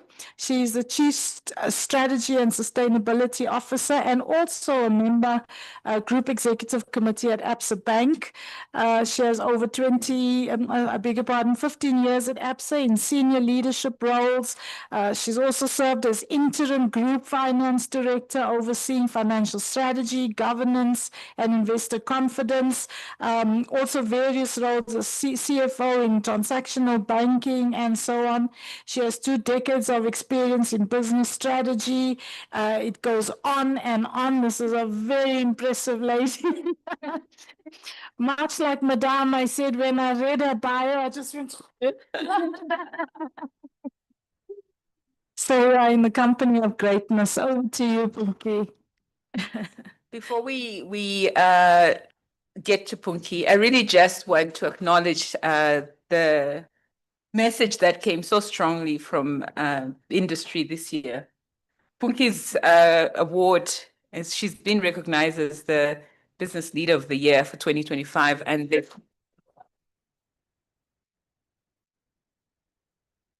and I just want to say that I experienced Punki's leadership when I was working at ABSA Bank.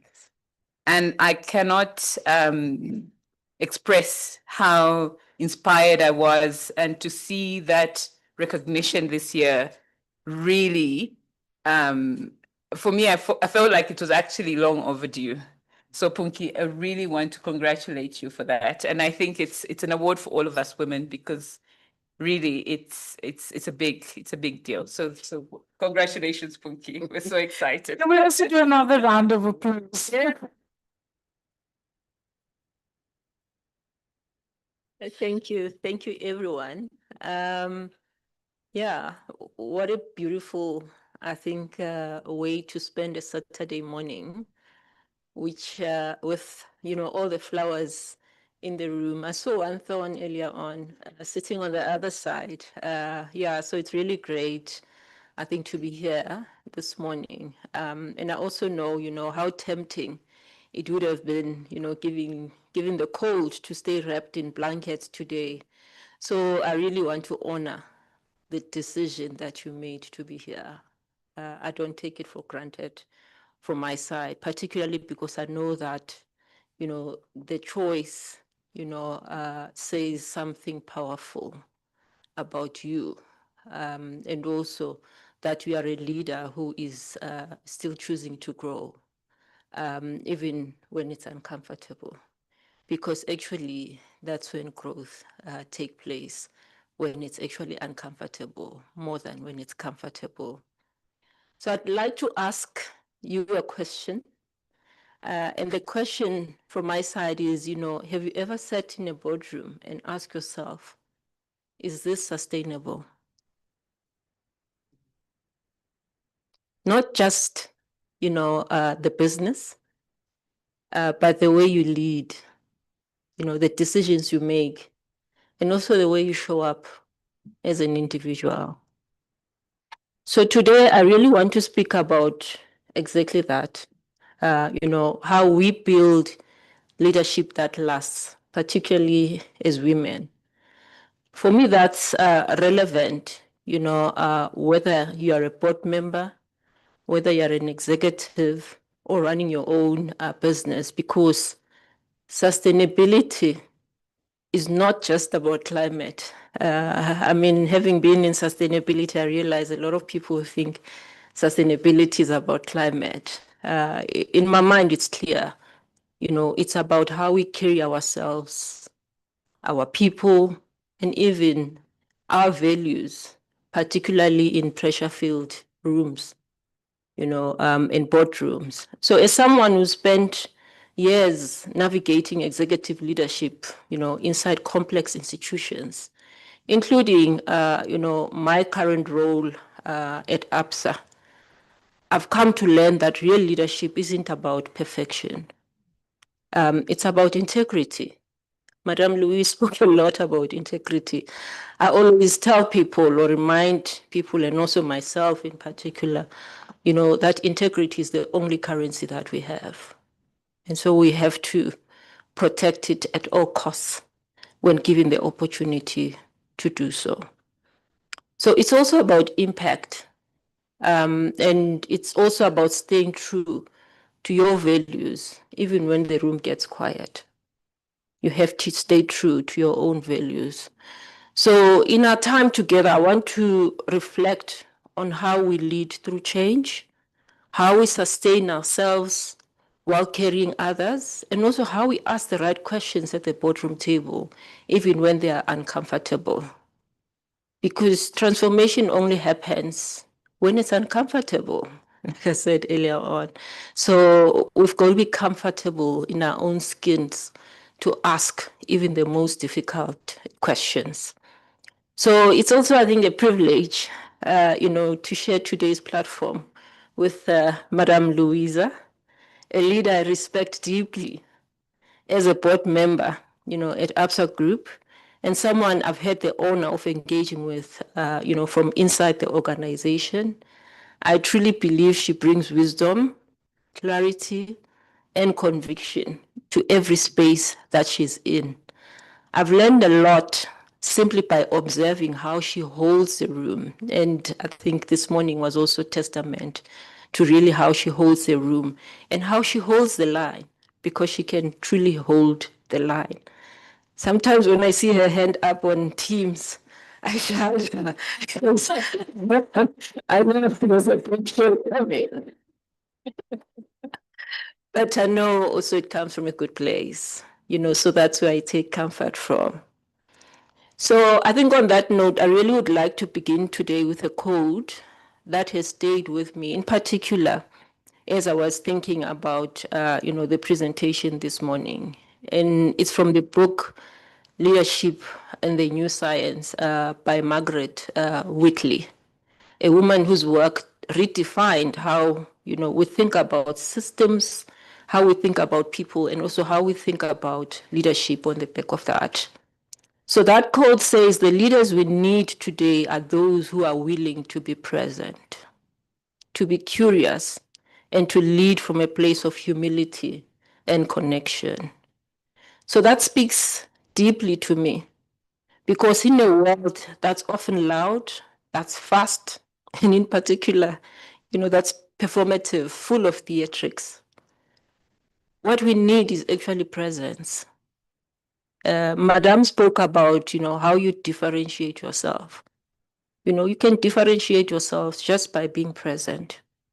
So we need connection as people, and we also need leadership that lasts, not just leadership, that performs.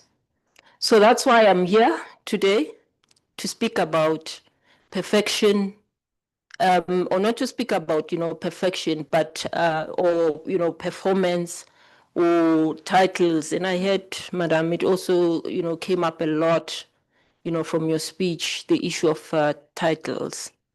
But I think I want us to speak about sustainable leadership, the kind that holds particularly under pressure, and the kind that brings others along, the kind that lets you sleep at night. There is nothing that is as beautiful as having a good night's sleep. There are times when, you sit in organizations and you can see that people are anxious, but you go to sleep knowing that I've done everything right because I was who I was, and I've not sold my soul in the process. So like many of you, I've spent time around the boardroom tables also, where I've had to work twice as hard, to be heard, particularly because some of us, are said to be quiet and have, low volume voices. But I think for me, where I've been the only woman, I think, or also the only Black person, or sometimes a combination of both, where I've had to lead through uncertainty, lead through egos, politics, and pressure. But I think what I need you to take away from this is that, for me, what I also learned, and I say this with a smile, is that the hardest part about changing how we lead isn't the change itself. It's realizing that you had bad habits yourself in the first place. So for the longest time, I thought, for example, I was highly collaborative. But looking back, I was just being overly accommodating in instances with very good manners on the back of that. So yes, the shift does take a conscious effort, but also sometimes a bit of unlearning some of your own habits too, and recognizing that your own habits also contribute to the politics. They contribute to the pressure of other people, and they contribute to egos. It saddened me last night to talk to someone, and they were telling me about the lady who has passed away because of the pressures that she had from work. And those were pressures that were coming from her own leaders. And this is a person that sacrificed, their life for over 25 years working for the same company. And they ended up, passing away from colon cancer because of the pressure they were experiencing. So it's important for us as leaders to continuously reflect on how are we and our actions are also impacting on others. So, and over time, I've also learned that sustainable leadership isn't about always getting it right.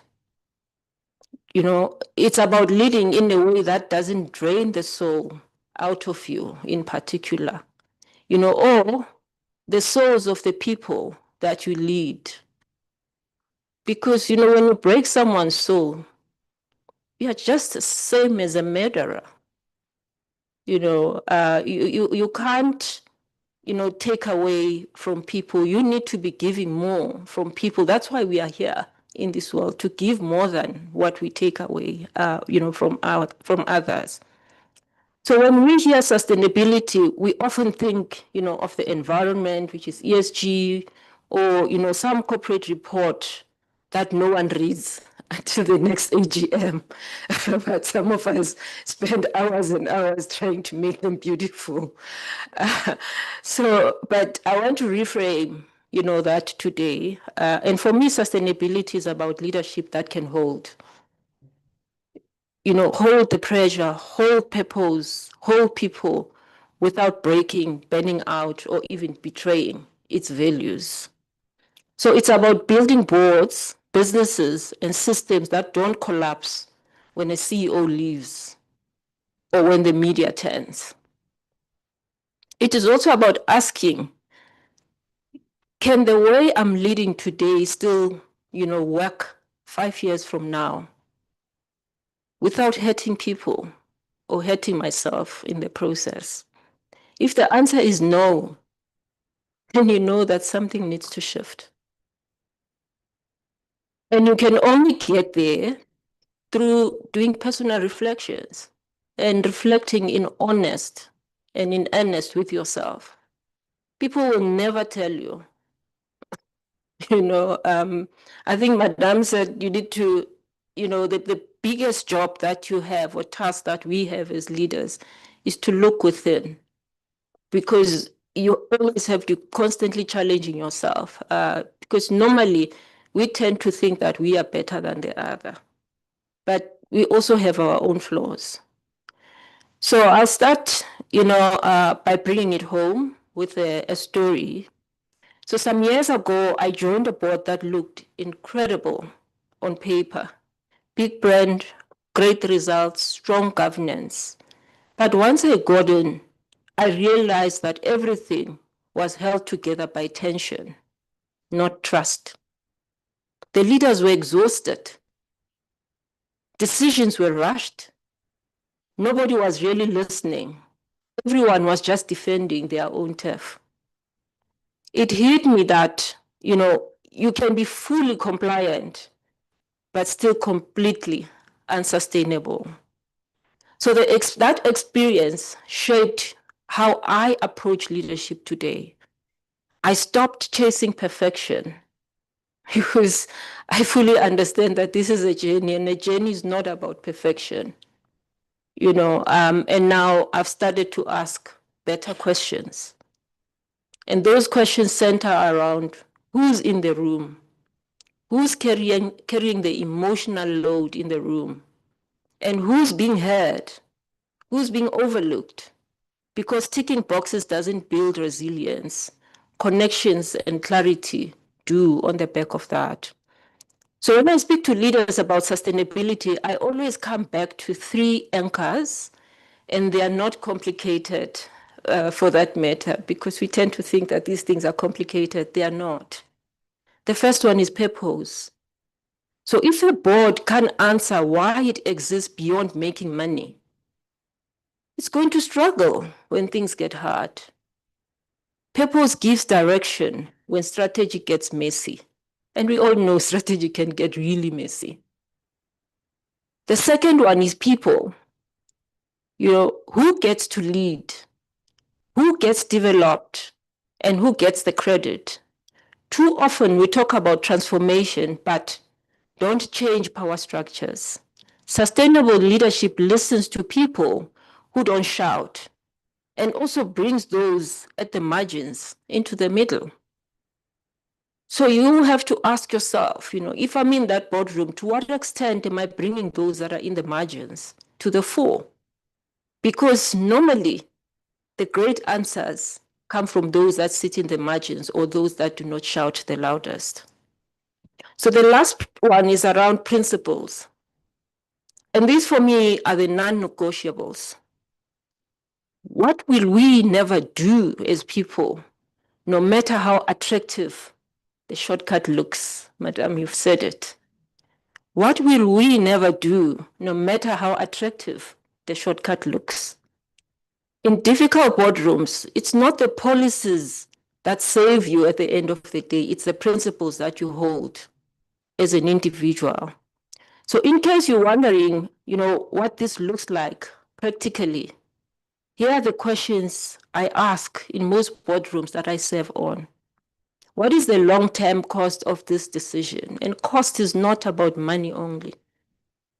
It also includes emotions. What is the long-term cost of this decision?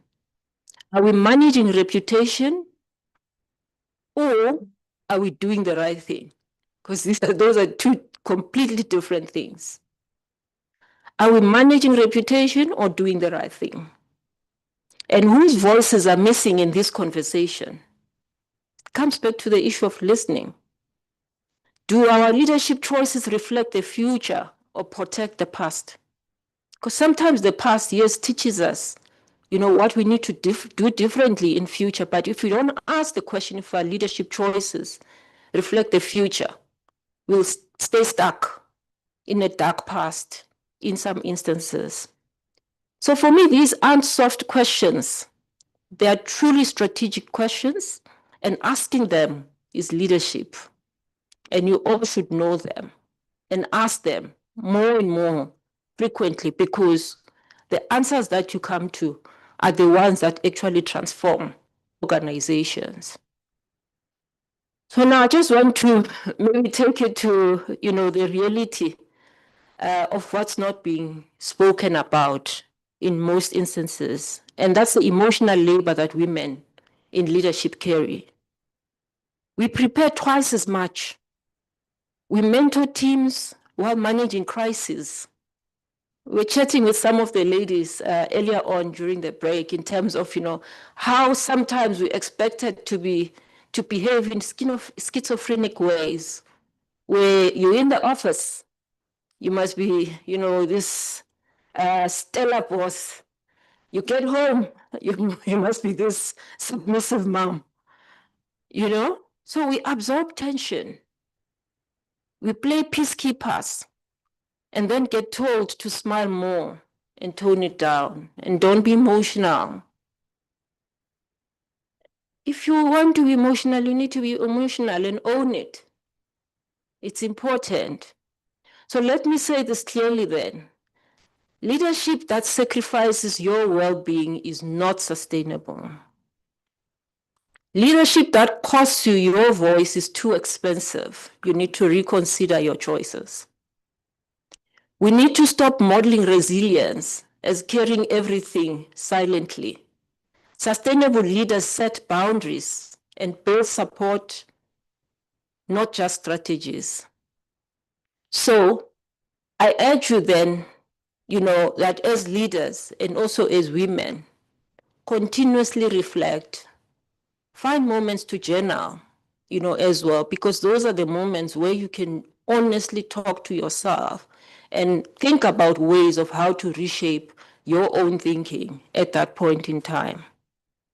So research, I think when you look at it, keeps showing, that many of us already know women are more likely to lead with empathy and with compassion.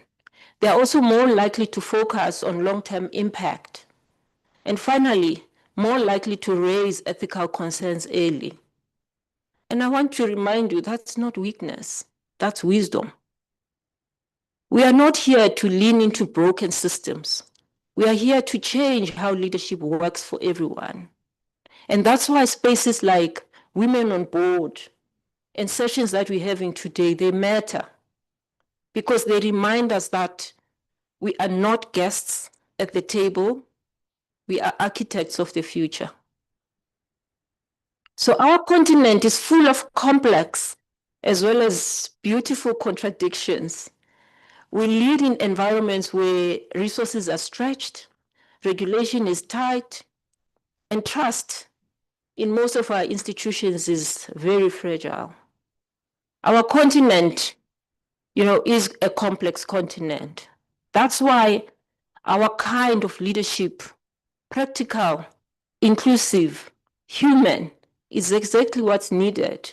So let's stop importing definitions of success from the West and start creating definition of success from our very own continent.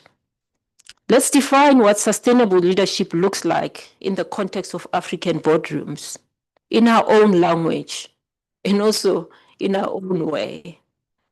I was actually amazed. I didn't think that, the session this morning was going to be as interesting as it was. And I was wishing that, I wish we could have more of such sessions in our own boardrooms, because we suffer, particularly in corporates, from artificial harmony. Artificial harmony is the killer of organizations. And it's not sustainable because it's performative at its best. So as I wrap then, I want to leave you with this. Think about your current leadership role, whether it's in a boardroom, a business, or your community.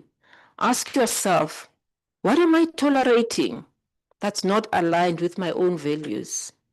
What conversations am I avoiding as a person? And what's the one thing I can shift starting next week to lead more sustainably? You don't need to overhaul everything overnight.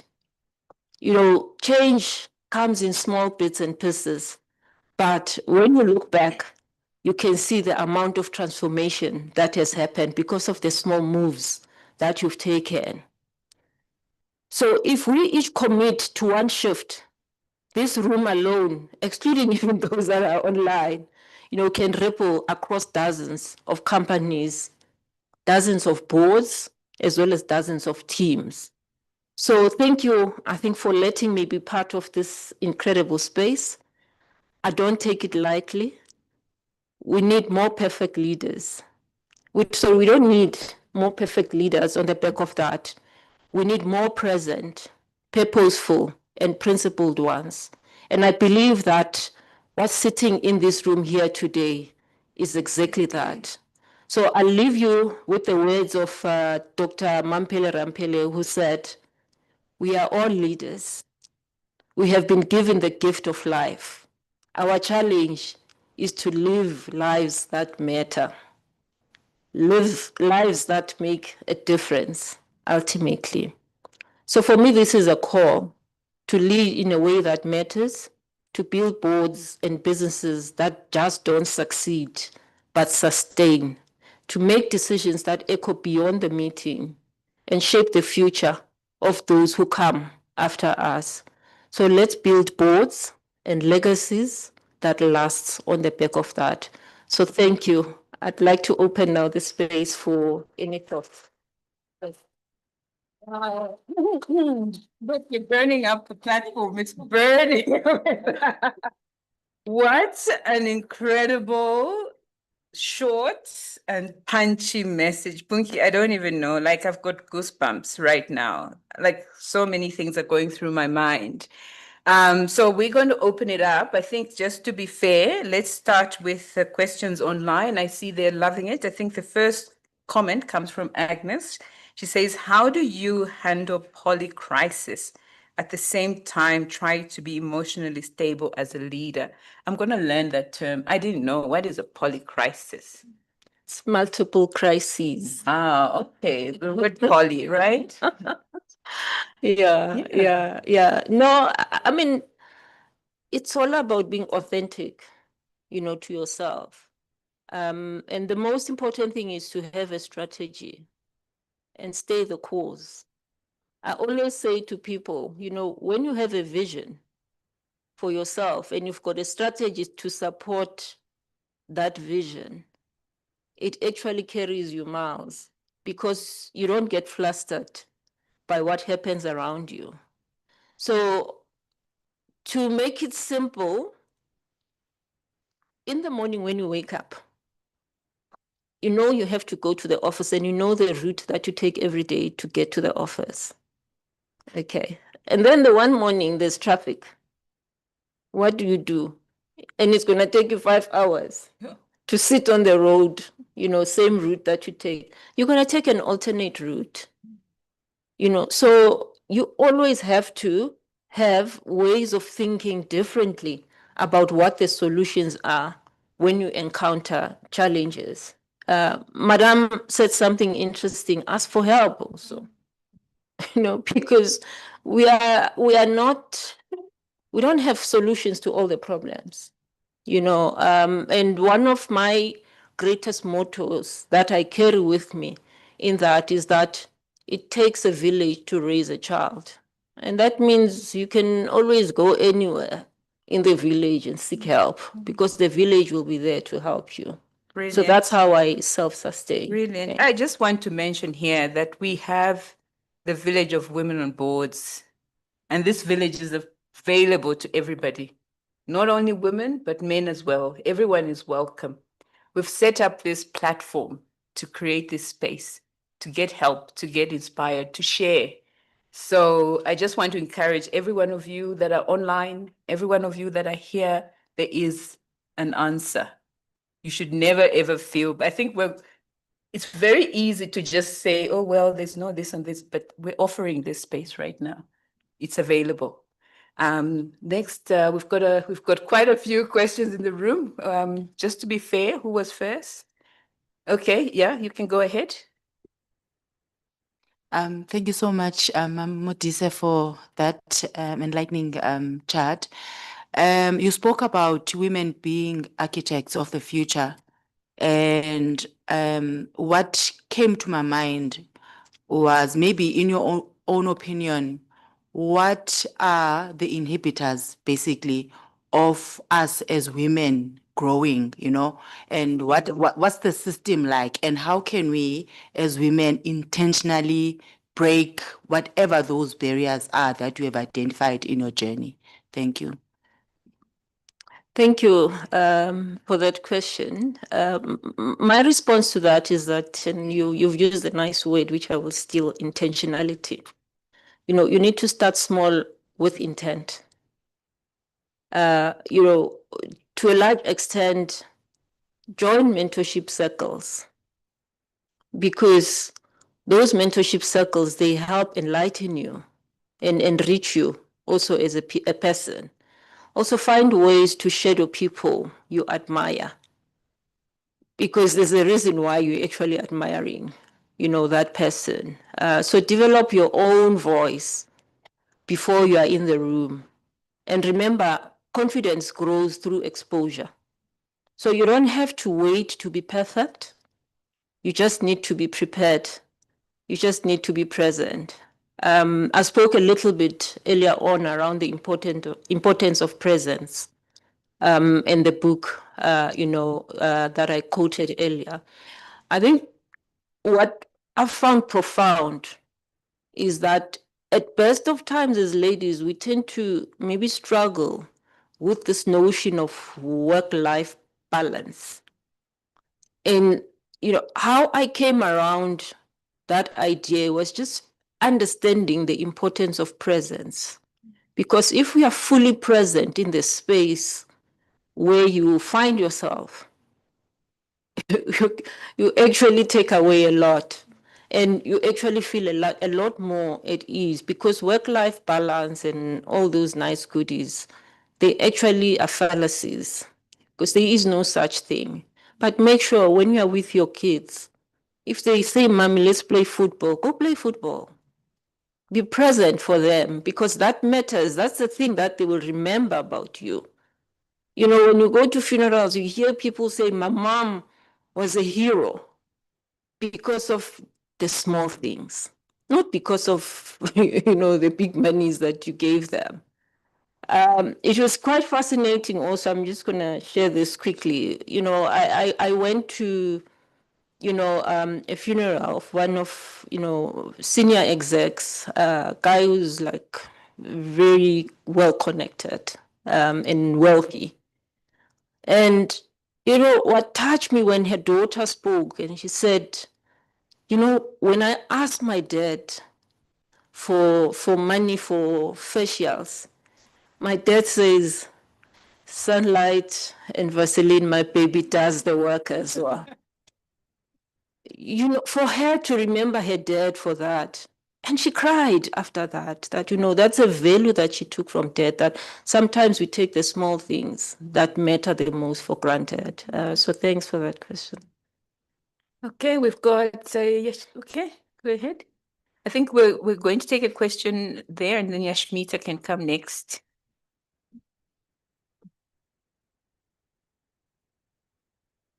Thank you. Morning, Punki. I hope you guys can hear me. I've got two questions. The first one is on sustainable leadership, right? So I think we've seen over, let's say, the last 2 years, where there've been changes in leadership that have resulted in changes in strategy, right? And that in the instance where it's the same board and the same ESCO team, save for, let's say, the CEO. So what does that mean? Does that mean then, in that context, where's the sustainability, or is it a sole decision, right? And my follow-up question is then, in an environment where the decision maker is the loudest in the room, right? And they're also the first to give their view. How do you raise a differing view without killing your career altogether? Thanks. Okay. Yeah, that's a brilliant question. Let me start with your second question, and then I'll go to the strategy question. I think your second question is pertinent. I think it cuts to the issue of honesty and integrity and the matter of shortcuts, that we discussed. You have to ask yourself, am I willing to sacrifice myself? Am I not robbing the organization, by not challenging the status quo? Because you're there for that reason. You're not there to be agreeable or to follow, what everyone else is saying. Yes, at the end of the day, when different voices are heard, they enhance the ultimate outcome. And you've got to appreciate that. So where I personally take comfort from is, when I was in the room, did I say everything that I wanted to say? And when I leave that room, have I said everything I needed to have said? That's where I take comfort from. yes, sometimes it comes at a personal risk. And who cares? If it's a principled choice, that you have made. And yes, sometimes it's tough. I mean, we hear these, people that whistleblow and they end up almost losing their own lives. But it's a personal choice that you make as to what extent do you want to sacrifice your own principles and values. And so for me, it comes back really to that. So you cannot, because the flip side of you keeping quiet is you denying others the opportunity to come in and weigh in on, what you have said. Because sometimes it happens that, 10 people in the room are quiet, but they're all thinking like you.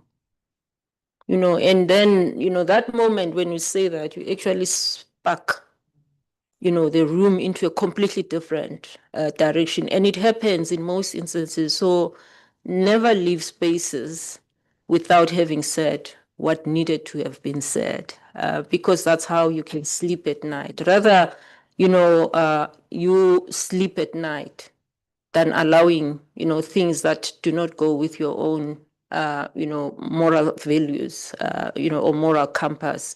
So for me, that's important. And then the second question on the strategy, I think we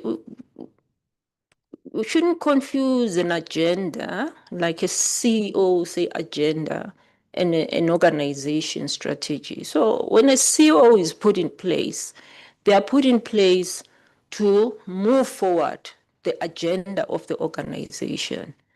But they also have to have their own footprints or fingerprints, into how that agenda is driven. Because if the agenda does not marry with their own personal agendas, then it becomes hard, because they must also come to work and feel like they're making a difference.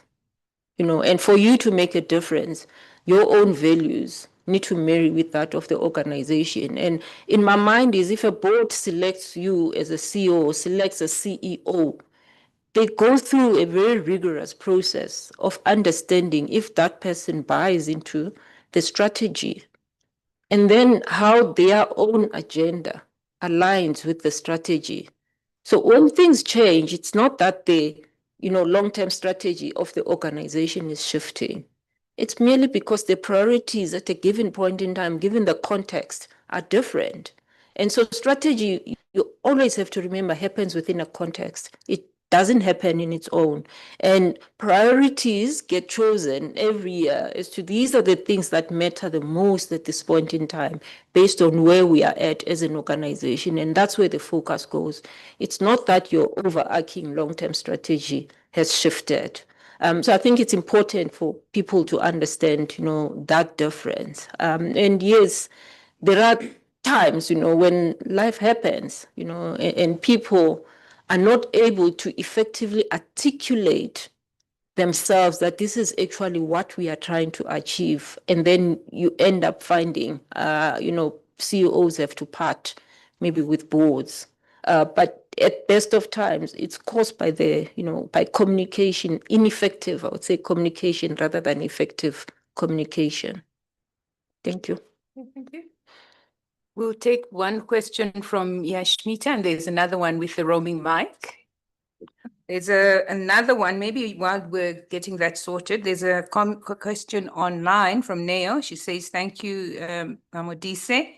What ways have you implemented to disrupt artificial harmony in boardrooms and the workplace, particularly in instances where teams insist on working in silos and yet joint solutions are expected from them?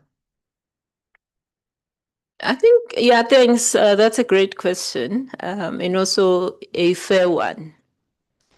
Artificial harmony, you challenge it or you target it by asking a question such as, have we said everything that needed to have been said?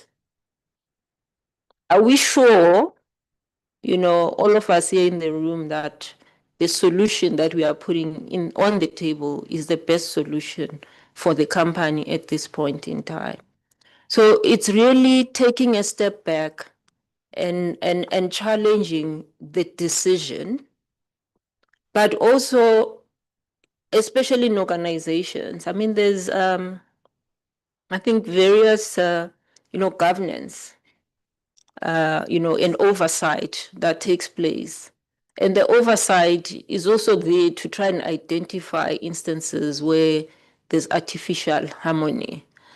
But, one other concept that I have learned also is that there's a concept of a no veto. So use your no veto. When something makes you feel uncomfortable, and from my side, I mean, I have used my no veto. But also having the ability to listen to everyone else. Because sometimes your no veto doesn't make sense, but in other instances, it does make sense, particularly when it comes to issues of innovation. If you want to innovate, you can't go business as usual. You've got to then be able to carry a no veto, particularly when it's in your space of expertise. Yes, you have to listen to everyone, but you must exercise your no veto on the back of that.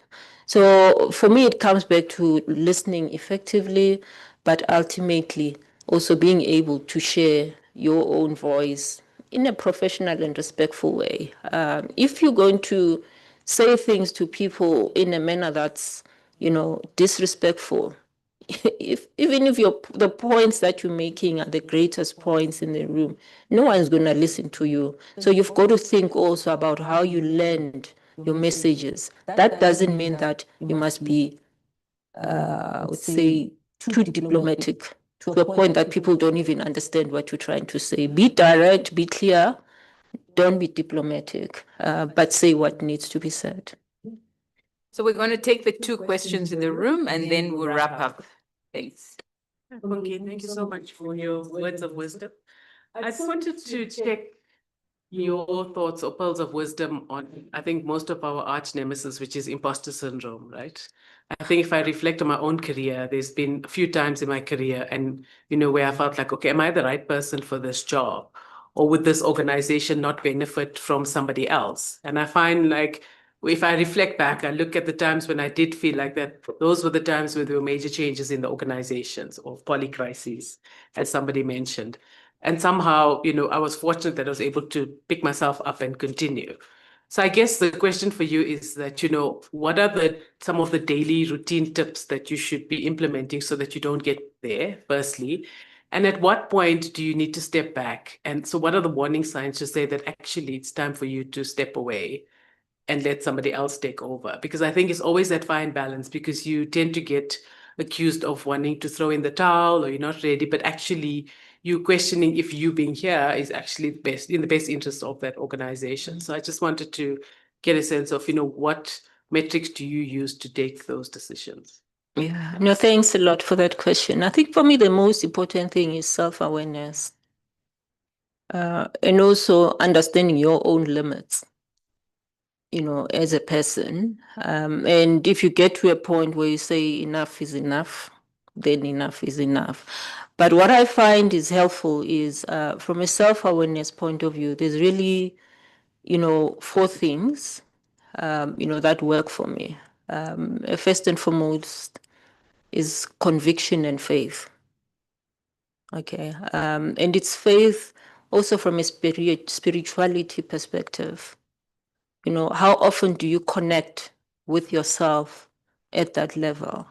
Because that is the thing that ultimately guides you as to whether what you're doing is right or what you're doing is wrong or doesn't make sense for you. So faith, very important capital, which I tap into on a daily basis. So I find my quiet spaces and really use them productively to nurture my own soul, because no one will nurture your soul except for you. So the second thing becomes, understanding the worth, I think, that you are bringing, how you think, and how your ability to think impacts on others, and be very conscious and mindful of that. You can't be in a room full of people who are non-bankers, as an example, and then start talking about RWAs. Yeah. You've lost the room. Yeah. You know, so stay away, be simple. You know, think simple, make things simple for people. People will love you to bits. So embrace your own intellectual capacity, but also embrace the rooms that you find yourself in. And so the third piece is about tapping into your own heart, your own feelings. You know, we've got hearts for a reason, and we must take care of them. But also we must understand that hearts have got the capacity to take joy and also the capacity to take sadness. And you must know in what place is your heart. Most of the time, if your heart, you know, is at a place of sadness, then it's time for you to nurture yourself, you know, because you have to be strong, you know, for yourself, but also for your family. And most of us, I think as women, we've got kids, you know, that need us. And so you've got to take care of your own heart. And then finally, it's your gut. You know, trust your gut. You know, we've all been given intuition for a reason, and we must trust it. So really, I always tap into those 4 capitals, I call them. But the most important one, you know, is the faith, which is something that in organizations, normally we don't talk about. You know, we talk about the heart, the mind, and, you know, like the gut or the soul. But it's important to really have something bigger than yourself that continuously is telling you enough, and listen to it. It's not self-doubt. Sometimes we think it's self-doubt, but it's not self-doubt. And you've got to be comfortable. But the one big thing that I do also personally for myself is to journal, because that's the time when I talk to myself. And that's the time when I can say, actually, here you're missing the track, or here you're on the right track. So yeah, those are some of the things I can say. Question at the back, and then we can wrap up. Thank you very much for the opportunity to be here. It's a learning here. I'm not even very closer to selling my house, but it's a learning care for me.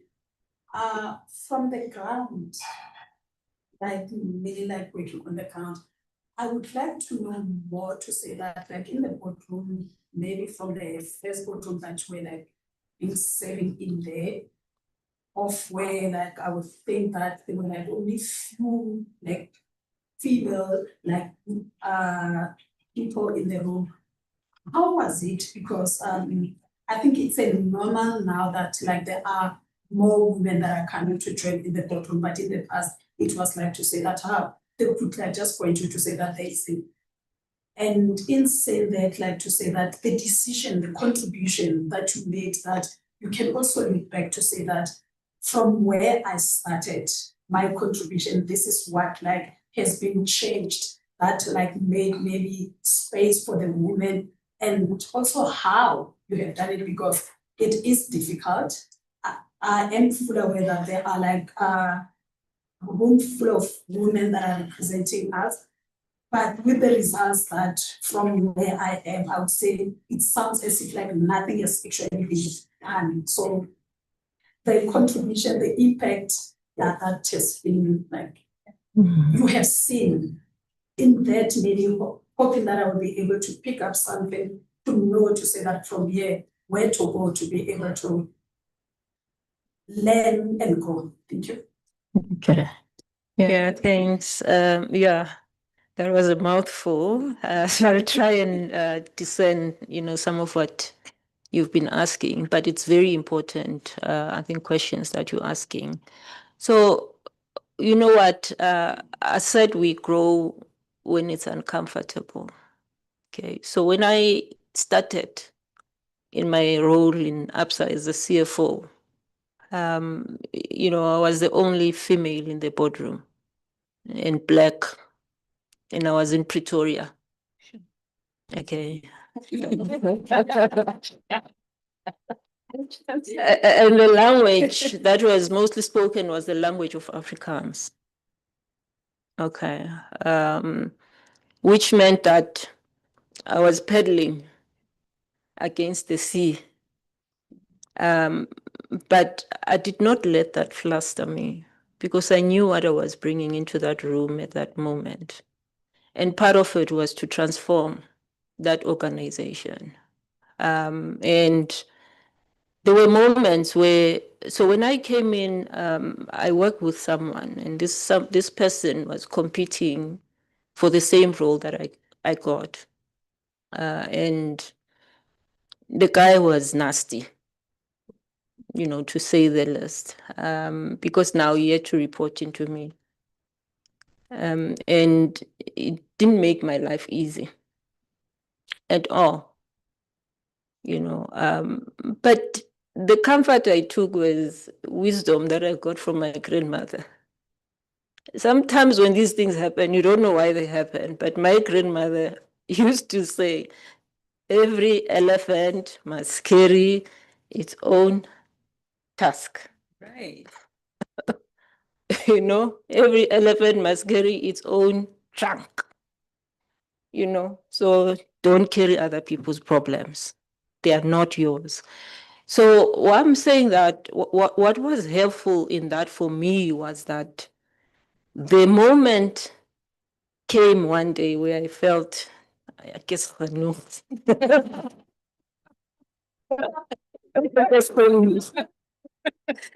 I to, you know, lower myself to the level where this person was.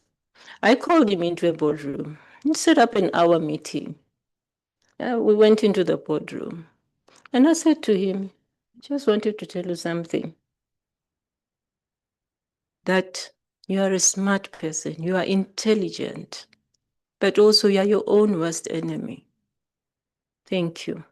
That was the end of the meeting. And he looks at me, he's like, what do you mean? I said, thank you. The meeting is done. And I left the room. And that was the end of the meeting. I tell you, 2-3 years later, the guy came to me crying and saying, you're a phenomenal woman. Says that moment was a moment of change for him. He had to go and reflect. And he said, sorry, he wants to apologize. And I asked him, what are you apologizing for? He said everything he wanted to say. And I said, listen, I never carried any of those issues with me. But I'm glad that you found yourself. And he was telling me that now he's a born-again Christian. And I said, I'm also glad that you have found the Lord. Yeah. You know? So, yeah, it's hard sometimes because we want to allow our own egos maybe to run ahead of us.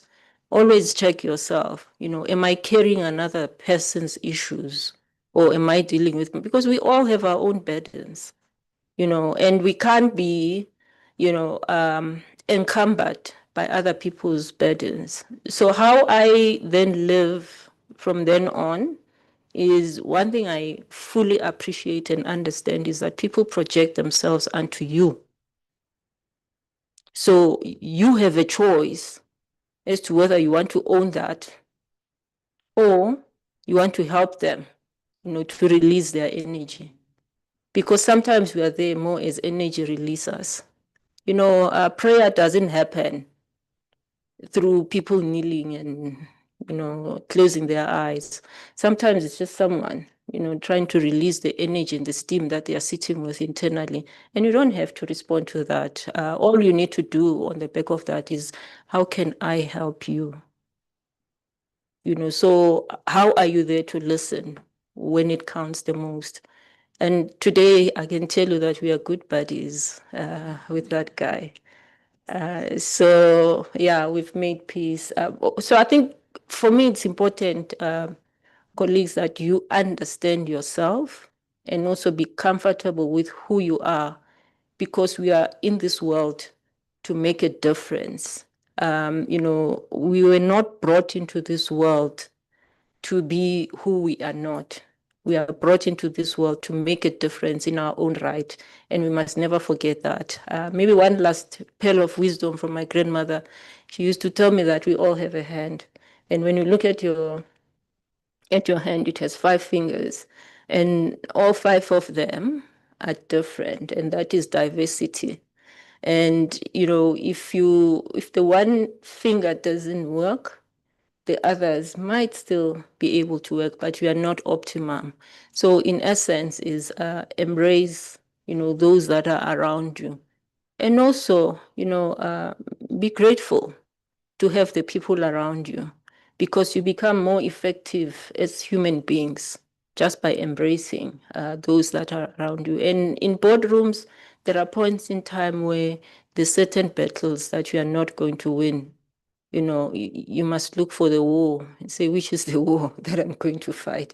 Because that is where I'm going to make the biggest difference. Sometimes we get lost in distractions. And so focus is very important. Thanks.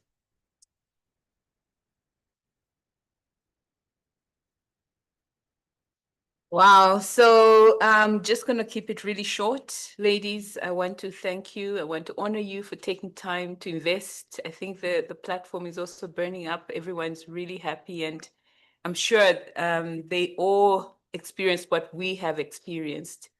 This space is for you. I want to emphasize that. I know Saturdays are difficult. We've got an online option. We've even got a YouTube live feed as well. We put content on our page. There's videos from previous presenters, etc. There's a book coming. I just don't want us to ever look back and say we didn't make it because we didn't have. I think there's a lot of other initiatives going on, but I really just want to encourage you. We've been so blessed to attract such incredible people. I wake up every morning and I say, wow. And so I celebrate you. Sorry for the people online, we're a little bit over time. I think sometimes it's difficult because we let the conversations run as they should. So thank you for joining. We look forward to you joining us for the next sessions. For us who are here, we're being treated to a very nice lunch. So thank you so much. We'll see you again next month. Thank you.